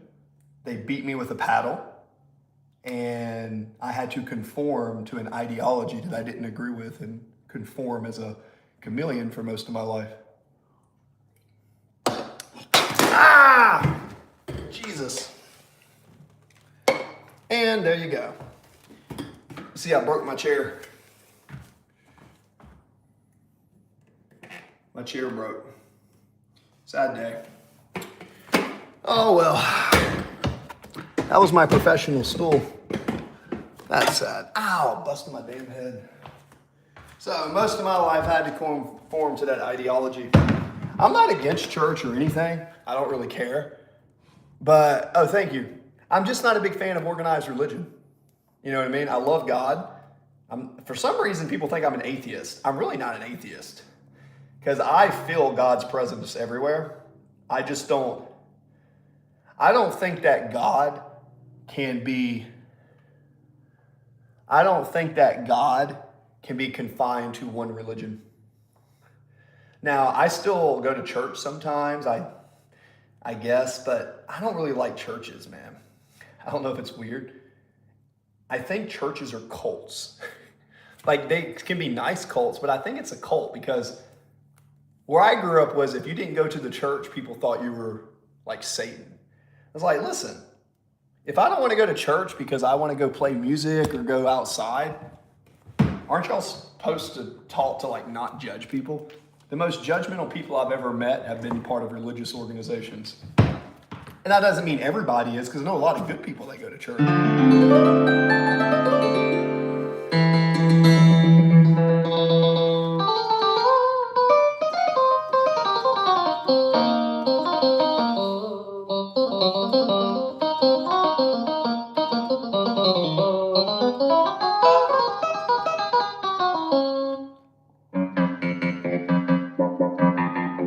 My favorite artist was Ozzy Osbourne, but he passed. Oh, here's a fun one. Oh, cool. Let's see. This is My Music and Muscle. I can have an unbiased, uncognitive dissonant conversation and agree to disagree if we have something. Let's see. So you don't believe in God. Fair enough. But I believe that faith allows us to transcend to the highest level of musical expression. I don't know if that's faith, though. I don't know if it's faith that does that. I'm curious. So I can get that maybe you're atheist as far as theism, but have you ever gone out in nature and looked at everything and seen energy? Do you not feel that in that presence there's some energy larger than yourself, even if you don't call it God? To me, I feel energy and presence. And it's not faith that tells me to express my music. It's not faith. It's literally a desire to express myself. Like a bird in a tree goes chirp, chirp, chirp. I'm doing the same thing. I'm just doing it on my music. This is me like a bumblebee flapping its wing. I'm just doing what I feel like I need to do. So I don't know if that's faith-based, but let's see here. But I do believe that you can use God and religion to transcend somewhere. I just feel like I can transcend that with no form of religion. I can go outside, take a walk, look at nature, breathe in air, and I can feel closer to God in that sense. Like, I never found God in a church. The music was cool sometimes. The only time I really ever went to church was to listen to the music. Like a pipe organ, like a Presbyterian pipe organ, right? And I think churches that use the Bible as a foundation for culture and stuff, it can be very good. And I think the United States was even founded on Christian principles. I'm a veteran. But that doesn't, to me, make it literally true. One thing I don't like is that the people that wrote the Bible said they are God's chosen people. I think that is egotistical. I don't think anyone is God's chosen people. I think we're all children of God. And if a religion says we're God's chosen people, that kind of makes you have a superiority complex. That I never quite understood. Now, I was raised in a church. I used to teach Sunday school.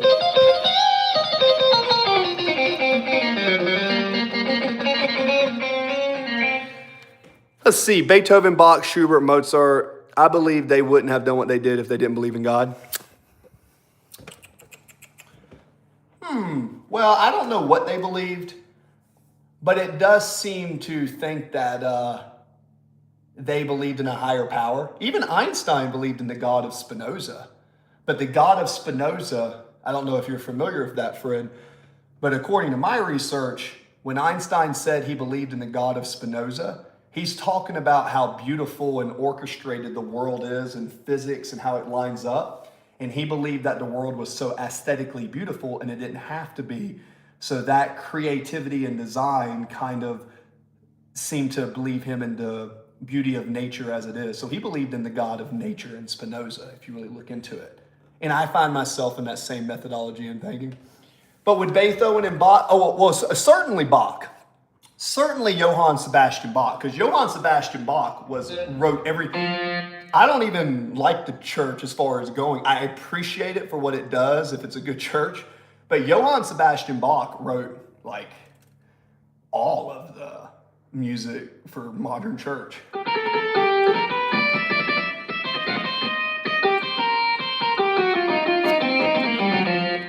Yeah.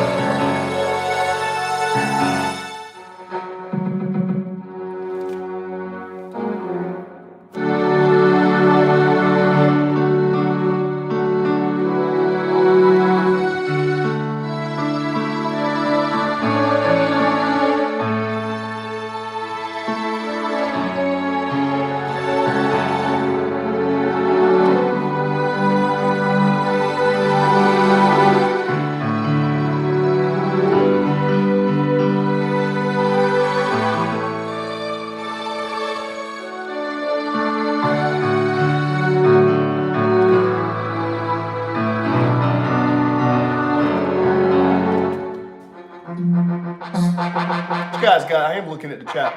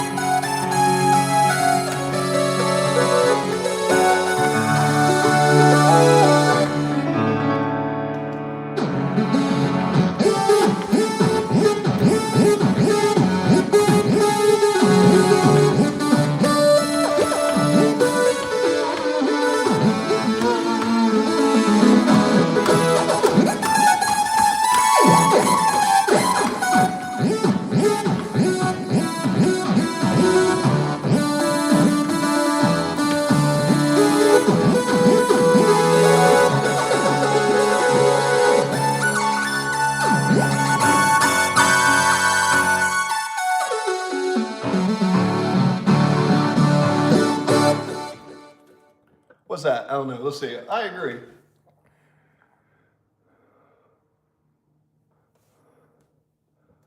Oh, is it? Okay, well, let's have a talk. Now my finger's going numb. I sliced that bastard. Let's see. Oh, thanks, Luz. Yeah, so, I mean, I'm just playing off the top of my head. Like, I think the synthesizer sound cool. I do like synthesizers. At my heart and soul, I like a lot of metal and speed metal and rhythm, but I also like strings and orchestra and classic, so I try to fuse the two. Yes, I agree, it makes sense what you're saying, but I don't know, it's confusing to me that... Oh, no, it's not confusing at all, man. No, it's not. The most beautiful I've ever heard is also classical music. Now, here's the thing. There's something called a placebo effect. Just because our brains believe in something doesn't mean it's true, okay? Now, I'm not saying God's real. I'm not saying God's not real. I'm not God, okay? I believe there's something there as far as energy and a higher power. That's how I feel. And I've traveled around to other countries. I've traveled around the world. I lived in Japan for 3 years in the Asian Pacific. So I'm a little bit more well-cultured than most people. Like when I went out, I didn't just go to Europe and stuff. And, I went to other cultures that are completely different from the West. And in some parts of the world, it's process-oriented, where you focus on your process. In some parts of the world, like in the United States, it's results-oriented.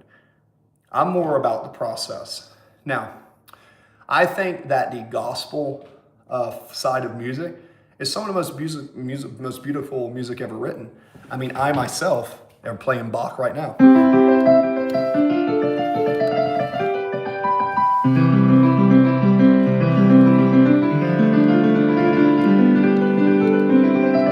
And there's something beautiful about that. And a lot of that music was inspired by God. But also, how much do you know about Bach? You know he had like 16 kids. 9 of his kids died. He once walked like 10 miles one way just to see a piano concert, just to get there. Like Bach had a lot of stuff in his life that was so traumatic, and he used that to create his music. Now, he was involved in the church and he was playing for the church. Church is always good for stuff like that. But just because someone believes in something and it makes them better doesn't mean it's true. Now, I'm not saying it's not true, but the basis of reality is this. Don't try to, if somebody's curious about your own perspective, you can share it. But the one thing that's never made sense to me is any religion, any form of anything, any group that ostracizes you for disagreeing with them. And my experience in the church was when I questioned things about the church growing up in the South of the United States, I was beaten with a paddle. I was told I was gonna burn in hell if I didn't believe this. They used fear to convince me to abide to their will. And it was very tough for me growing up because I never believed it. I had an existential crisis in middle school, right? In like 4th or 5th grade, I was like, this just doesn't make sense. And when I asked a question like, hey, what was China? I asked this in middle school. I was like, what has happening in China when this book that you have says there was a giant flood? In China, they have records of history where they were just fine. So a lot of stuff in the Bible could probably fool people at the time. But when you educate yourself and you actually explore the world like I have, I've been to a lot of countries, I served in the Navy, right? You start to realize everybody has their own expression of God. And it's like, to me, the most beautiful thing is understanding how other people choose to express that.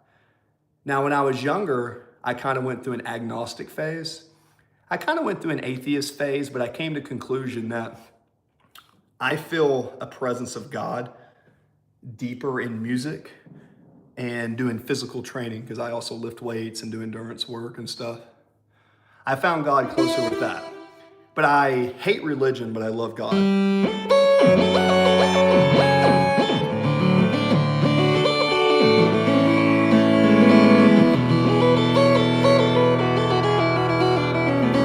don't need a book to tell me it's bad to kill someone. I don't need a book to tell me it's bad to like steal, right? It's obvious to me as a social species, those are bad things. A lot of my friends who do a bunch of this bullshit and are really mean, they go to church and they're like, oh, this makes sense. I should do this. I was doing that before I went to church. It's just common sense to get along with people, to be respectful. If you observe in the world, you'll figure this out.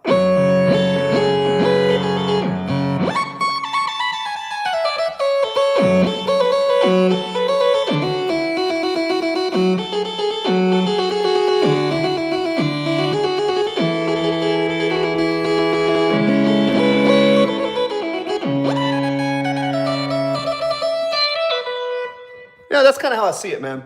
Now, I don't know where you're at in your stage and journey. Don't let my perspective change your perspective of what you believe, but take what I'm saying and then consider it and then come up with your own methodology and your own theology, because I don't believe that anyone should be told what to believe. I believe that we should share our experiences, and sharing your experiences will help others decide what they think is important and all that stuff. Thanks, man.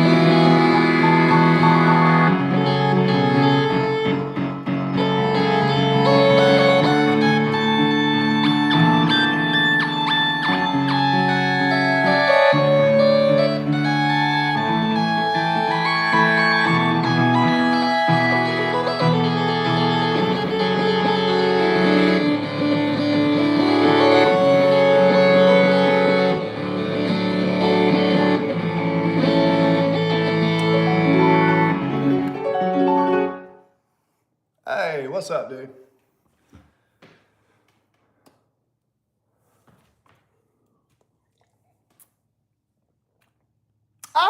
Now you're on the right path. Okay, let's talk about that. I've heard everything. I just want to reach. Okay, well, I'll tell you the key to that. You give me a subscribe, come back to my channel. Just make me a deal. I'm going to tell you something very useful and tell your friends to come to my channel. Is that fair? Because I'm someone who will talk. I'm not going to judge your belief. I don't care if you're agnostic, atheist, polytheistic, monotheistic. I don't care. I am only having conversations with other people of all age groups, older than me and younger than me, for one reason: to expand my own consciousness. So if you give me a deal here, Louise, where you will like, give me a thumbs up, and then tell some of your friends to come check my channel out, I'll tell you the key to that. You might not like what I'm going to tell you, but I've transcended a few times in my life, and I've also hit rock bottom, so I know what it's like to transcend. I'll tell you the keys. I know how to get there. It's not easy. I'll tell you how to do it. It's actually something the Bible talks about. Again, I'm not against the Bible. I'm not against any work of art, any piece of literature that has value in it. If somebody tells me the Bible is a bunch of bullshit, in some ways I agree with that, but in other ways there's a lot of knowledge in the Bible. So, I can tell you, I just need you to confirm what I just asked there, and I'll show you. I'll tell you, man. I'll give you the key. I will give you the key. So you tell me, okay, there's a thumbs up, and you say, hey, I'll do that, and you write that commitment in words on my channel. Say, yeah, I'll invite some people and do that. I'm gonna pee real quick, and I'll tell you the key to get there, man. And if you do it, you'll get there before me. You could. Let me pee real quick. I'll be right back. Just gonna pee.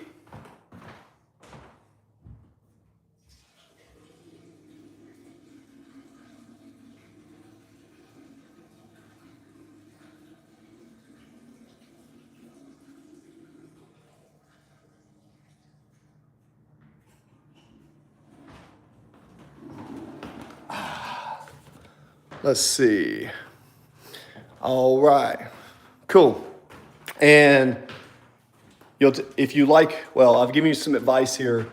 You'll invite your friends and stuff to the channel. Like say, hey, I met this mind, music, and muscle dude, and he's a trainer, philosopher. Some people call me a musician. I'll tell you something very important you need to know. Okay? Is that fair?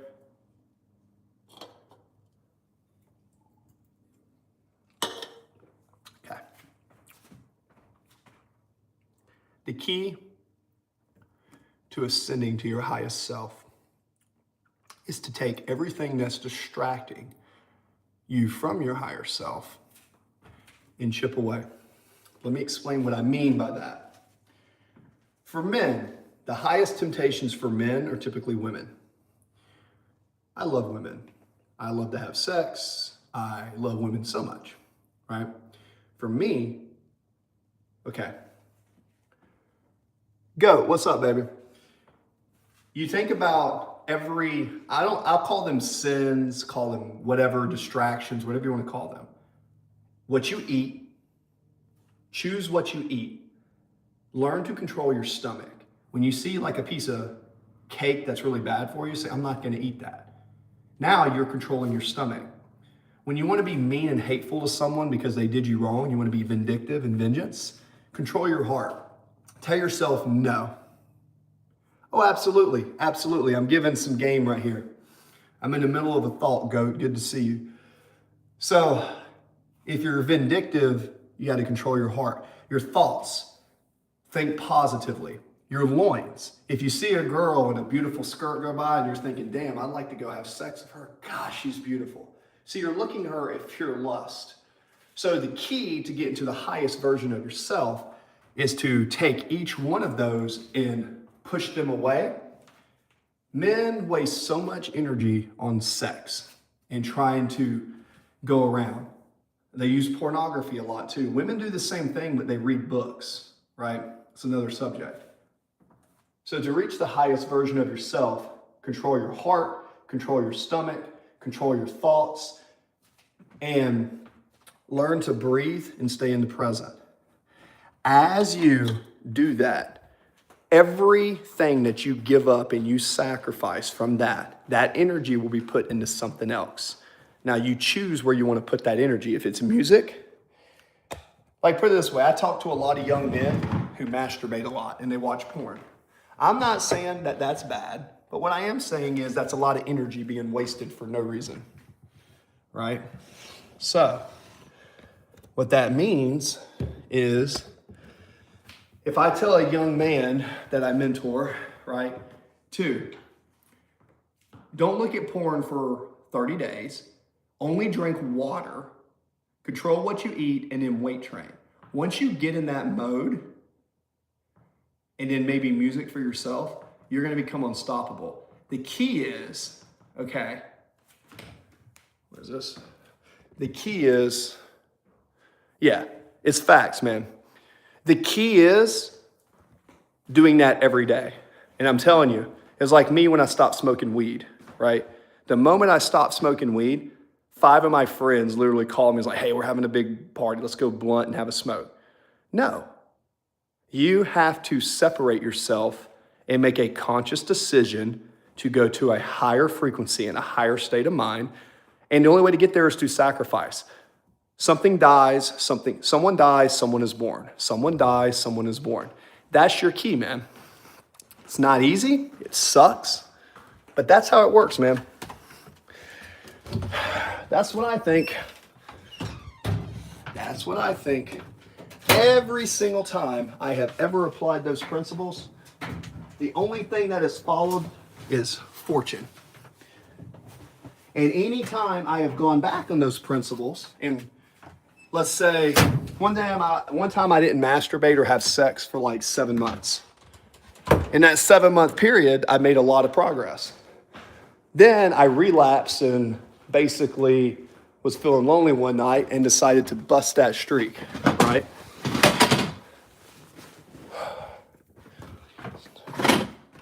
So, what I'm getting at, yeah, it's not easy, man, but that's the key. So, that's kind of how you do it. Now, don't do it all at once. Accept yourself and know that you're going to fuck up, okay? You're not perfect, right? You're not Neo. You're not the chosen one, at least not yet. But you can be the chosen one tomorrow. So what you need to do is you need to create a version. You need to create a version of yourself, your future self, and you need to meet your future self. And you meet your future self by the actions you do today. So, let's say you're home and you're getting the urge to masturbate. And I always talked about this to men because I find most young men don't talk about this, but a lot of them are addicted to porn. When I was younger, I went through a porn addiction phase. So I always tell people to cut this out. Instead of putting that time into that, you take that time and you put it into your music, right? Instead of going out to eat, you have your food ready. That's good, nutritious food. That's really good, right? You eat your own food. Every single step that you do is a step closer to ascension, right? Every step is a step closer to ascension. But understand you're taking a path that's very lonely, my friend. Think about this. How many things in your life are you doing that you know aren't the best for you, but you still do them? And your friends and family might look around you and not say anything. But the moment you make a change for the better, that's exactly when people start judging you. Do not let the opinions of other people dictate your future. As you change, people are not going to like it. The people that have been manipulating you and you have no idea are not going to like it when you change because you're going to remind them of their own inadequacies. Make sense? Almost cut my finger off the other day. I had to give myself surgery. Unwilling desire to survive. I can't teach that over the phone. What you do in isolation that nobody sees will compound faster than you realize. People have no idea how much time they waste. And that's my opinion on that, young man. Old man, same age man. That's what I feel. Hopefully my music inspires you. I'm glad if it does. I do like to play. But I play for me, not for people. I play for me. And if people enjoy it, I am so grateful. But I do not play music for other people. I play music for myself and my own expression to articulate my internal emotions. I don't play for other people. I play for myself. And when you're in your music, if you want to get paid money, play for other people. That's fine. You'll make money doing that. I don't play music to make money. I play music for therapy. It's for my own internal state. Make sense? Yeah. It's looking pretty good though. Almost cut my finger off and I was able to reattach it. Not too bad. It's going to be a little crooked, but I'll be all right.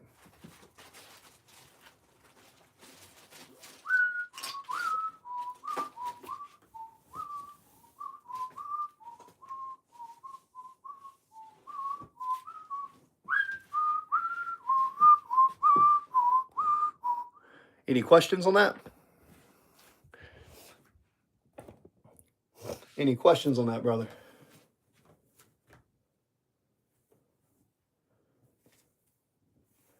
By the way, I'm going to put on some weight. I'm going to get back into bodybuilding.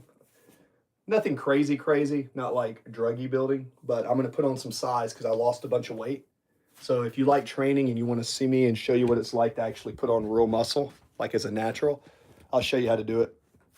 Because I'm not huge, but I've been as big as 300. I lost 25 pounds and I did a bunch of cardio and I was doing marathons, but I used to be a power lifter. So I purposely lost weight. So now I'm going to show people, because I got some people at the gym who are like, all you do is run, bro. And I'm like, bro, okay. There's a new gym we're opening up. And I said, okay, I'll see you in 3 months.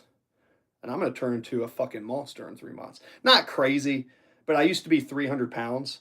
I have a feeling I'm going to get back up to 230 pretty easily, because I'm going to stop running and just lift weights 3 days a week.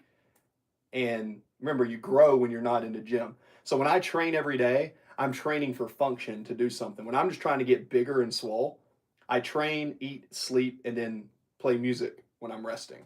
So if anything, I'm going to have more time for music. And I'm going to be training less in the gym, but more with the food, because when you want to get bigger, it's about food. Okay. I'm traumatized, man. I cry and scream. Probably my brain is a little different, and that's why I have some problems. But music is the only thing where I can be proud. Oh, yes, Phil. Hey, that's fine, man. If you find peace in music, continue. The only thing is, it will take you a long time if you do it yourself. I would recommend, hopefully you get into music theory, you recognize Chopin and stuff. If you feel like music is what makes you proud, absolutely do it, man. But do it for you. Be selfish when it comes to your music. And then play what makes you feel the strongest, and then share that with other people when the time is right. If you playing someone else's song that they've written makes you good, cool. If you're a composer and you want to do your own music, cool. The best case scenario is, if you want to make money and play, is to learn popular songs. Like I have a sheet over here that I usually, people pay me money for. I'll let you get a screenshot. Can you screenshot right quick, my man? Luis, can you screenshot? Can you do a screenshot? I'll give you something here.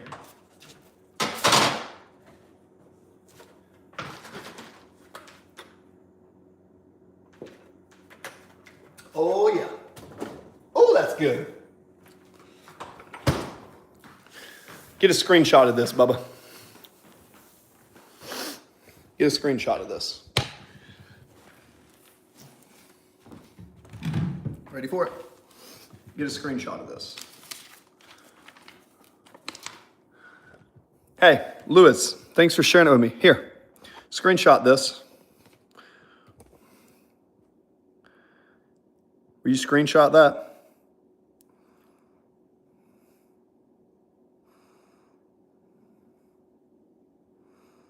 There you go. See that?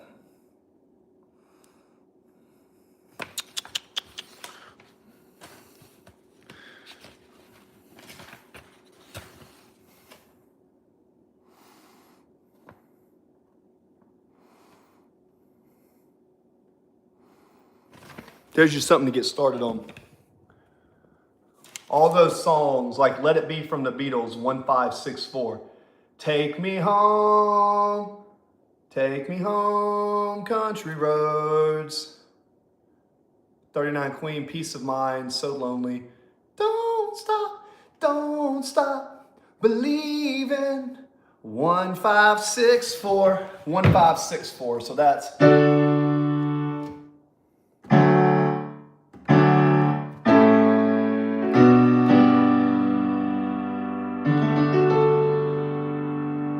I don't know what key it's in though. You find like Let It Be, right? So Let It Be is 1564.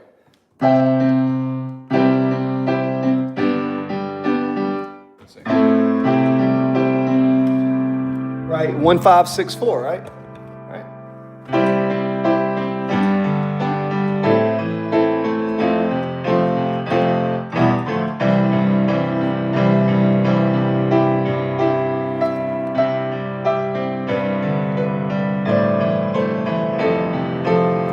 1564 Beatles, right?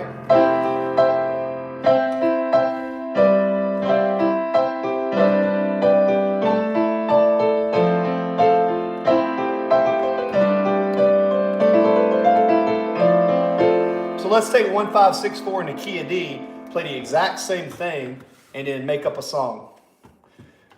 When I woke up today, I didn't know what to say. It was a day that I did not know what would happen to my soul. So I woke up and stared out into the sun. There was a nice little cat on the run. All I did was decide I'd make a song and say what I see. The leaves are falling and the shifting of the colors so sweet. When is the first time you met love? Did you say, will we ever meet? I don't know what will happen, but that's cool. It's the one, and then the light is being thankful. So this is the day, what do you say? Shift into the this and that is the day. Yeah, so it's just like, that's a 1564. So you could say, you could do it in another key. You could go, you know, when you saw the first time, was it light in your eye? Do you know what life means? Do you ever go and try? The days are here, the nights are clear, the moon is full and red. Where are you, my dear? Death came so soon, I never got to see you cry. Then I woke up one day and I saw death looking straight in the eye. You're no longer here. You left way too soon. Why does the world take everyone, but the buffoons still live? The stories that tell you coming to hell, love and cherish all that you do and always be swell. How does this song make it perfect? No. That's what music is. It's a story. And the 1564 is the best way to say it. So let's go out today. What did you do? What did you say?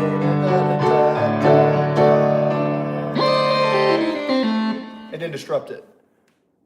Ba ba ba ba ba. So, you see what I mean, Lewis? That's just the 1564. And I don't even know what I'm about to say. But if you play the 1564 over and over again, I mean, you could write lyrics, you could make some stuff. What I'm saying is, just look outside and say your thoughts out loud, right? And do a 1564. That's 90% of music. Okay, example. Here's the Beatles. Am I okay? Heck yeah, dude. What do you mean, am I okay? I was teaching someone how to write a song like out of nowhere. Why do you guys always ask me if I'm okay? Y'all come into my stream and ask me if I'm okay. I just never understood that. I feel like you guys just come in the stream and say, are you okay? Yeah, I'm playing piano on stream. I'm having a pretty good day. But does that make sense, Lewis? Back to the Louis. I would like to listen to my music on the channel. For sure, tag me in a video, man. Like I said, tag me in a video.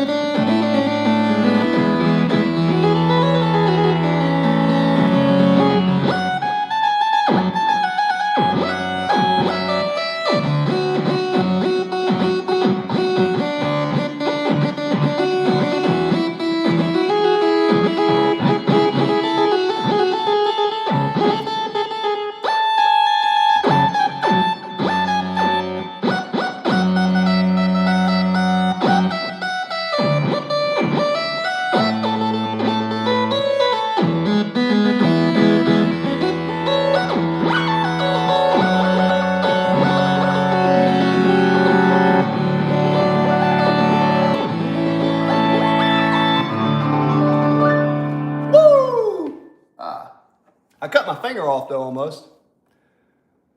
We're in America. Do I know where CIV lives? No. No. I really don't give CIV much thought. I like that CIV comes back into the channel. I appreciate that. I am grateful. But I want to say this the nicest way I can. I'm here to play music for myself. And if you enjoy it, that's cool. I just stream it while I do it.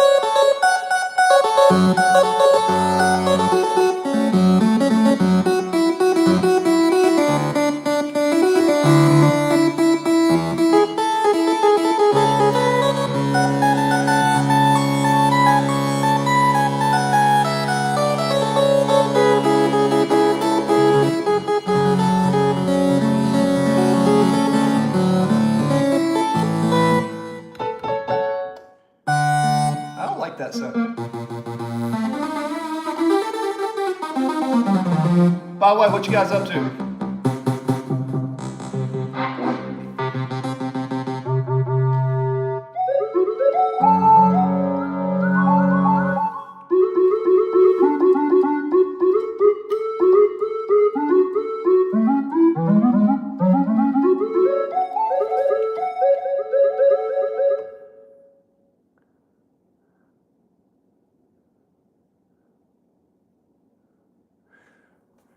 Do a post and then tag me, and I'll see it in my feed.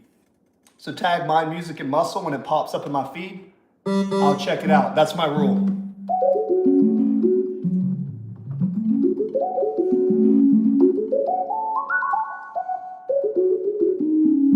If you tag me in a post and it's something I like, if you ask me to go to your channel, I'm probably not. But if you tag me or you go into my videos and comment, because then I'm getting something, I'll give you back. Remember, a lot of people in this world try to take advantage of you, so make sure you get something for giving something. It's okay to do things for free from time to time, but tag me in a video, I'll see it in my post, and I'll say, okay, so the one that you want me to, and then I'll take a look at it, man. Keep in mind, what is that?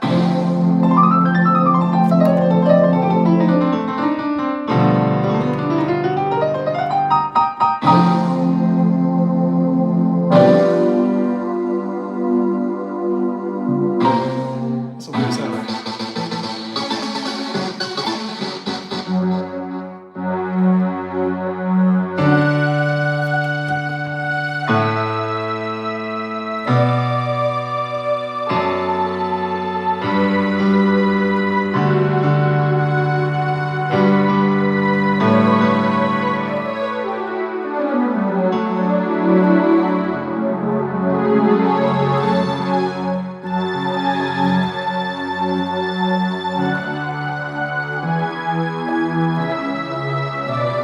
I ran out of space.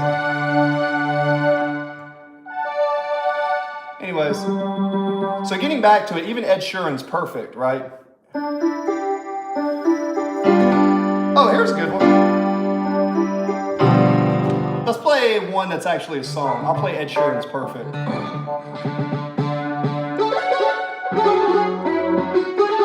What you got, guys? What is this? You taught me and my 3 friends how to play piano. Thank you so much. Oh, you're very welcome.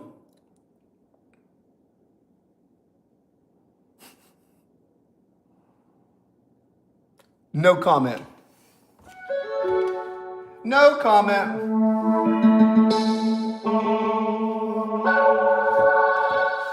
No comment on my IP addresses I track.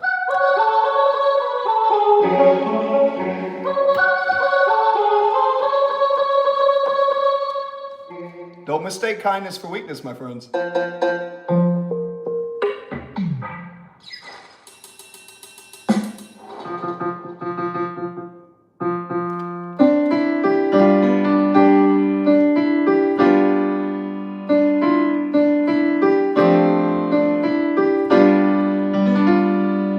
What is this? Okay.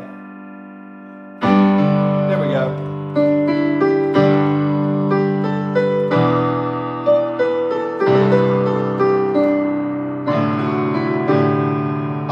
that's what's wrong.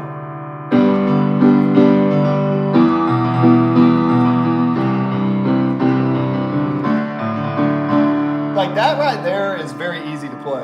What's that?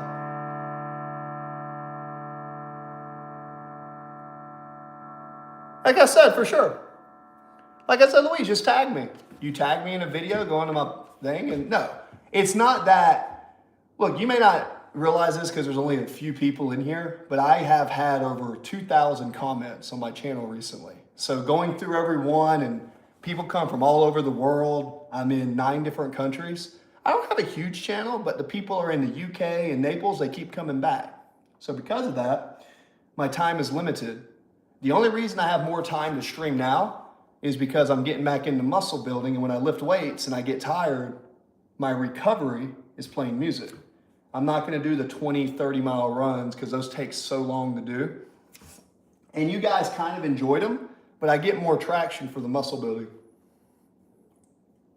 So we're gonna follow the algorithm.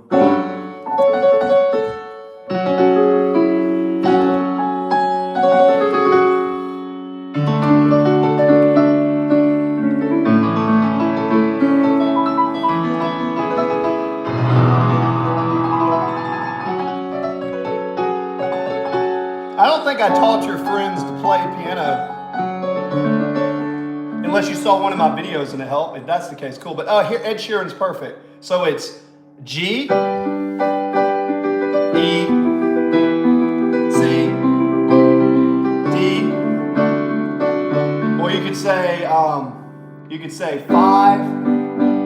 Let's see. D is 1, 2, 3, 4. So 4. 1, 6, 4, 5. So it's a 1. It's a 1, 6, 4, 5. 1, 6, 4, 5. So it's basically a C major with a sustained second. So.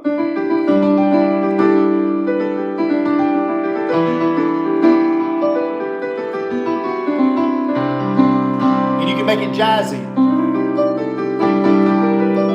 Let's make Ed Sheeran jazzy. So we'll make Ed Sheeran jazzy.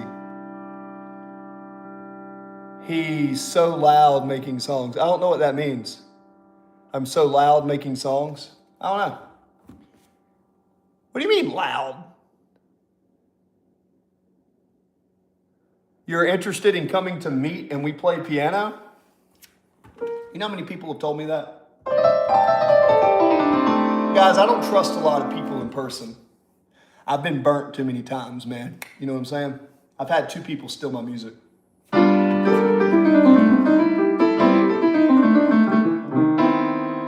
Not to say my music's good, but it's original.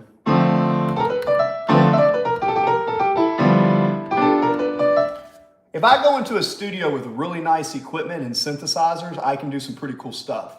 I'm just limited by my own equipment at the house. Just so you know. Anyways.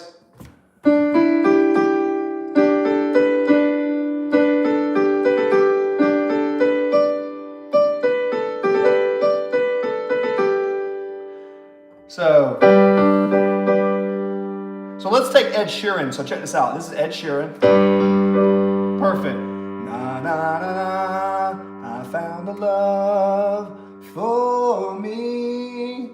Darling, just dive right in. Follow my lead. So we were just kids when we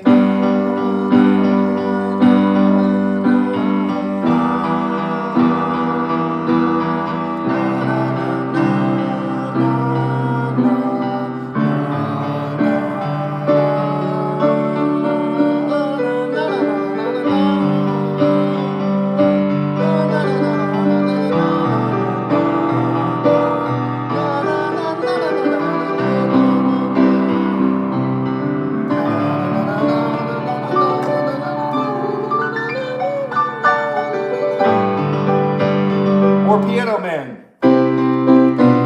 Or go like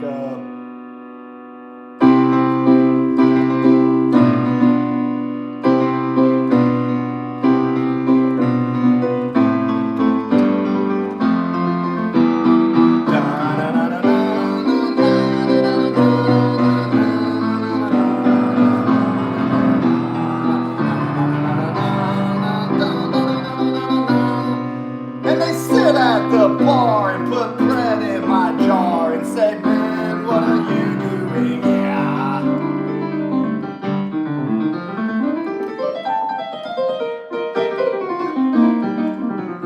Woo! Something like that. So, anyways.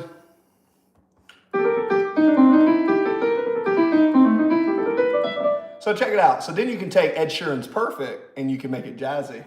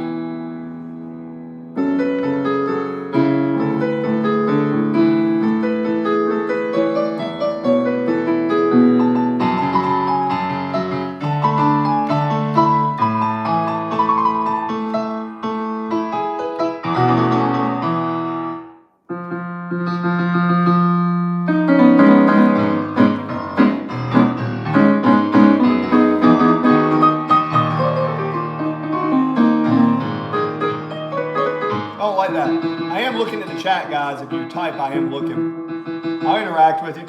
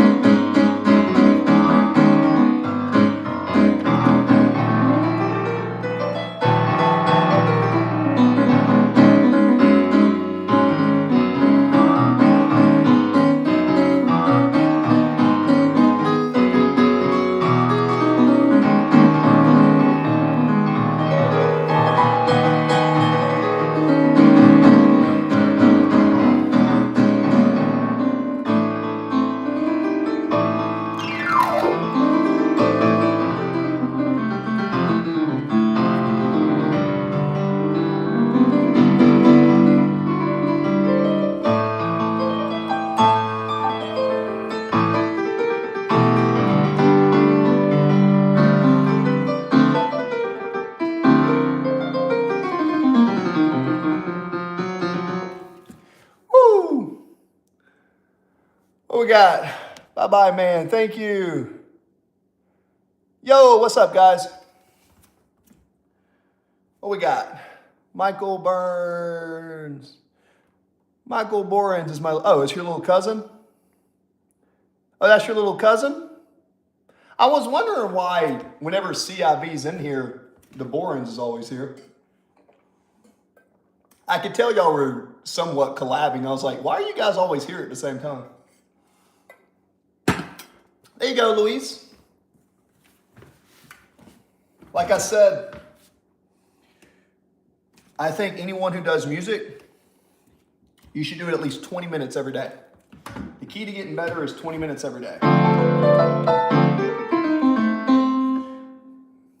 John Legend. How many times do I have to tell you?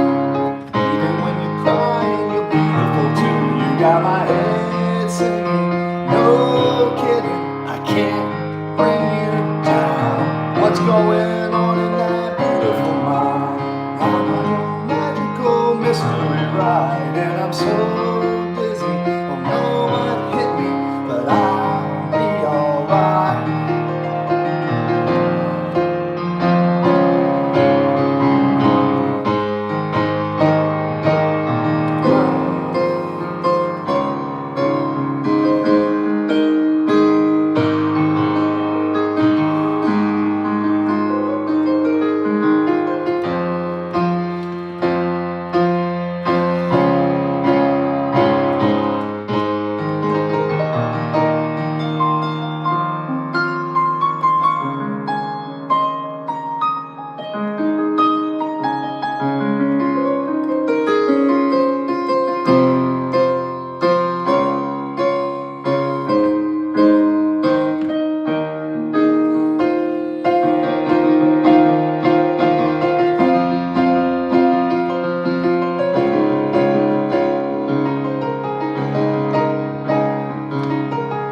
Here's one.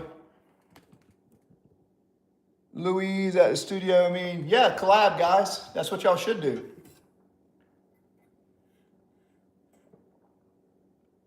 All you guys should collab, absolutely.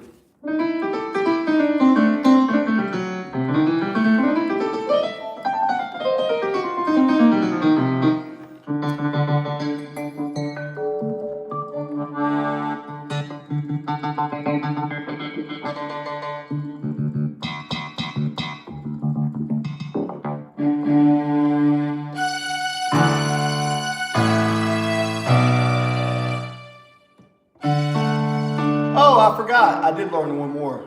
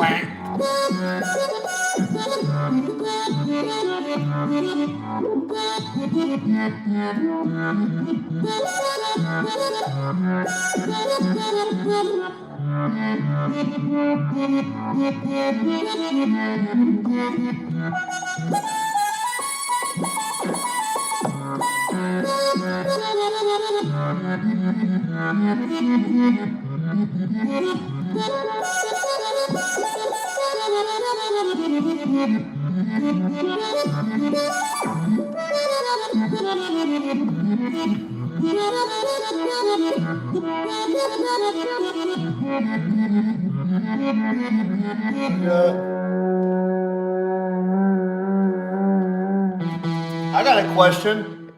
Why are you going to pay them $10,000 yet you asked me for an iPhone? That don't make sense. You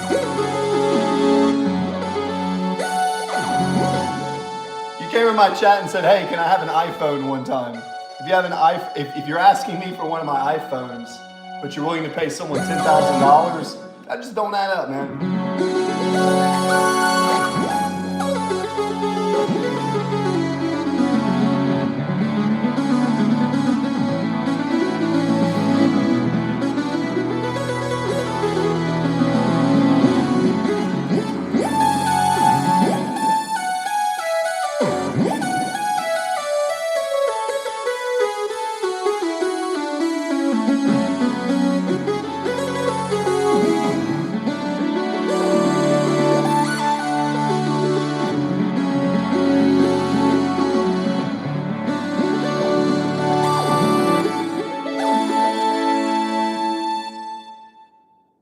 Okay.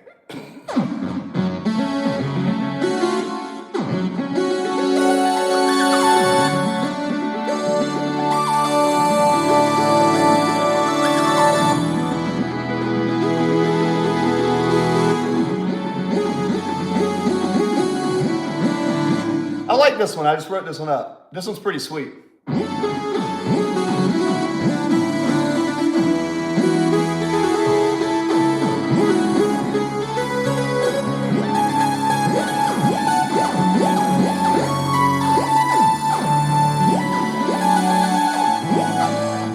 wait till I plug in my MIDI controller.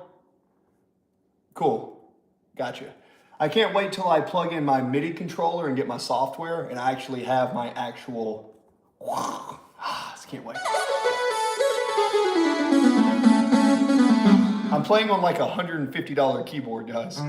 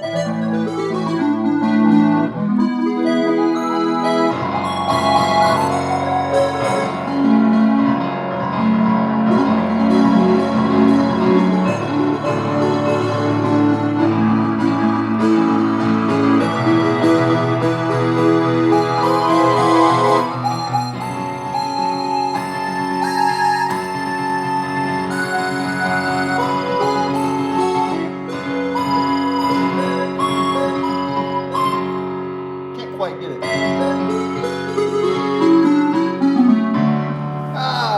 Almost. What you guys got? I seriously doubt that. That would be worth my time. But CIV, I don't believe you.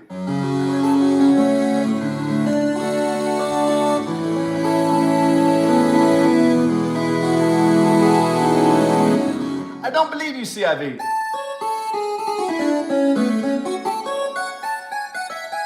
By the way, you like that sound?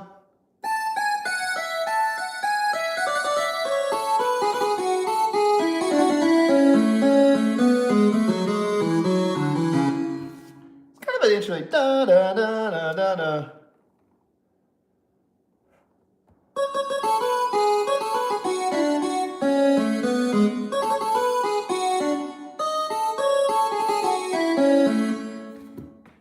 I tell you what, CIV, I don't believe you. But that definitely would be worth my time. Brother, I tell you right now, you buy a flight ticket and send me some cash, I would come meet you, of course, because I like music. The thing is, though, I really haven't listened to much of your music. But that being said, I really don't believe you, for what it's worth. I'm not saying anything other than, I don't know, you just don't believe you, man. I am wrong sometimes, but I don't believe you, brother.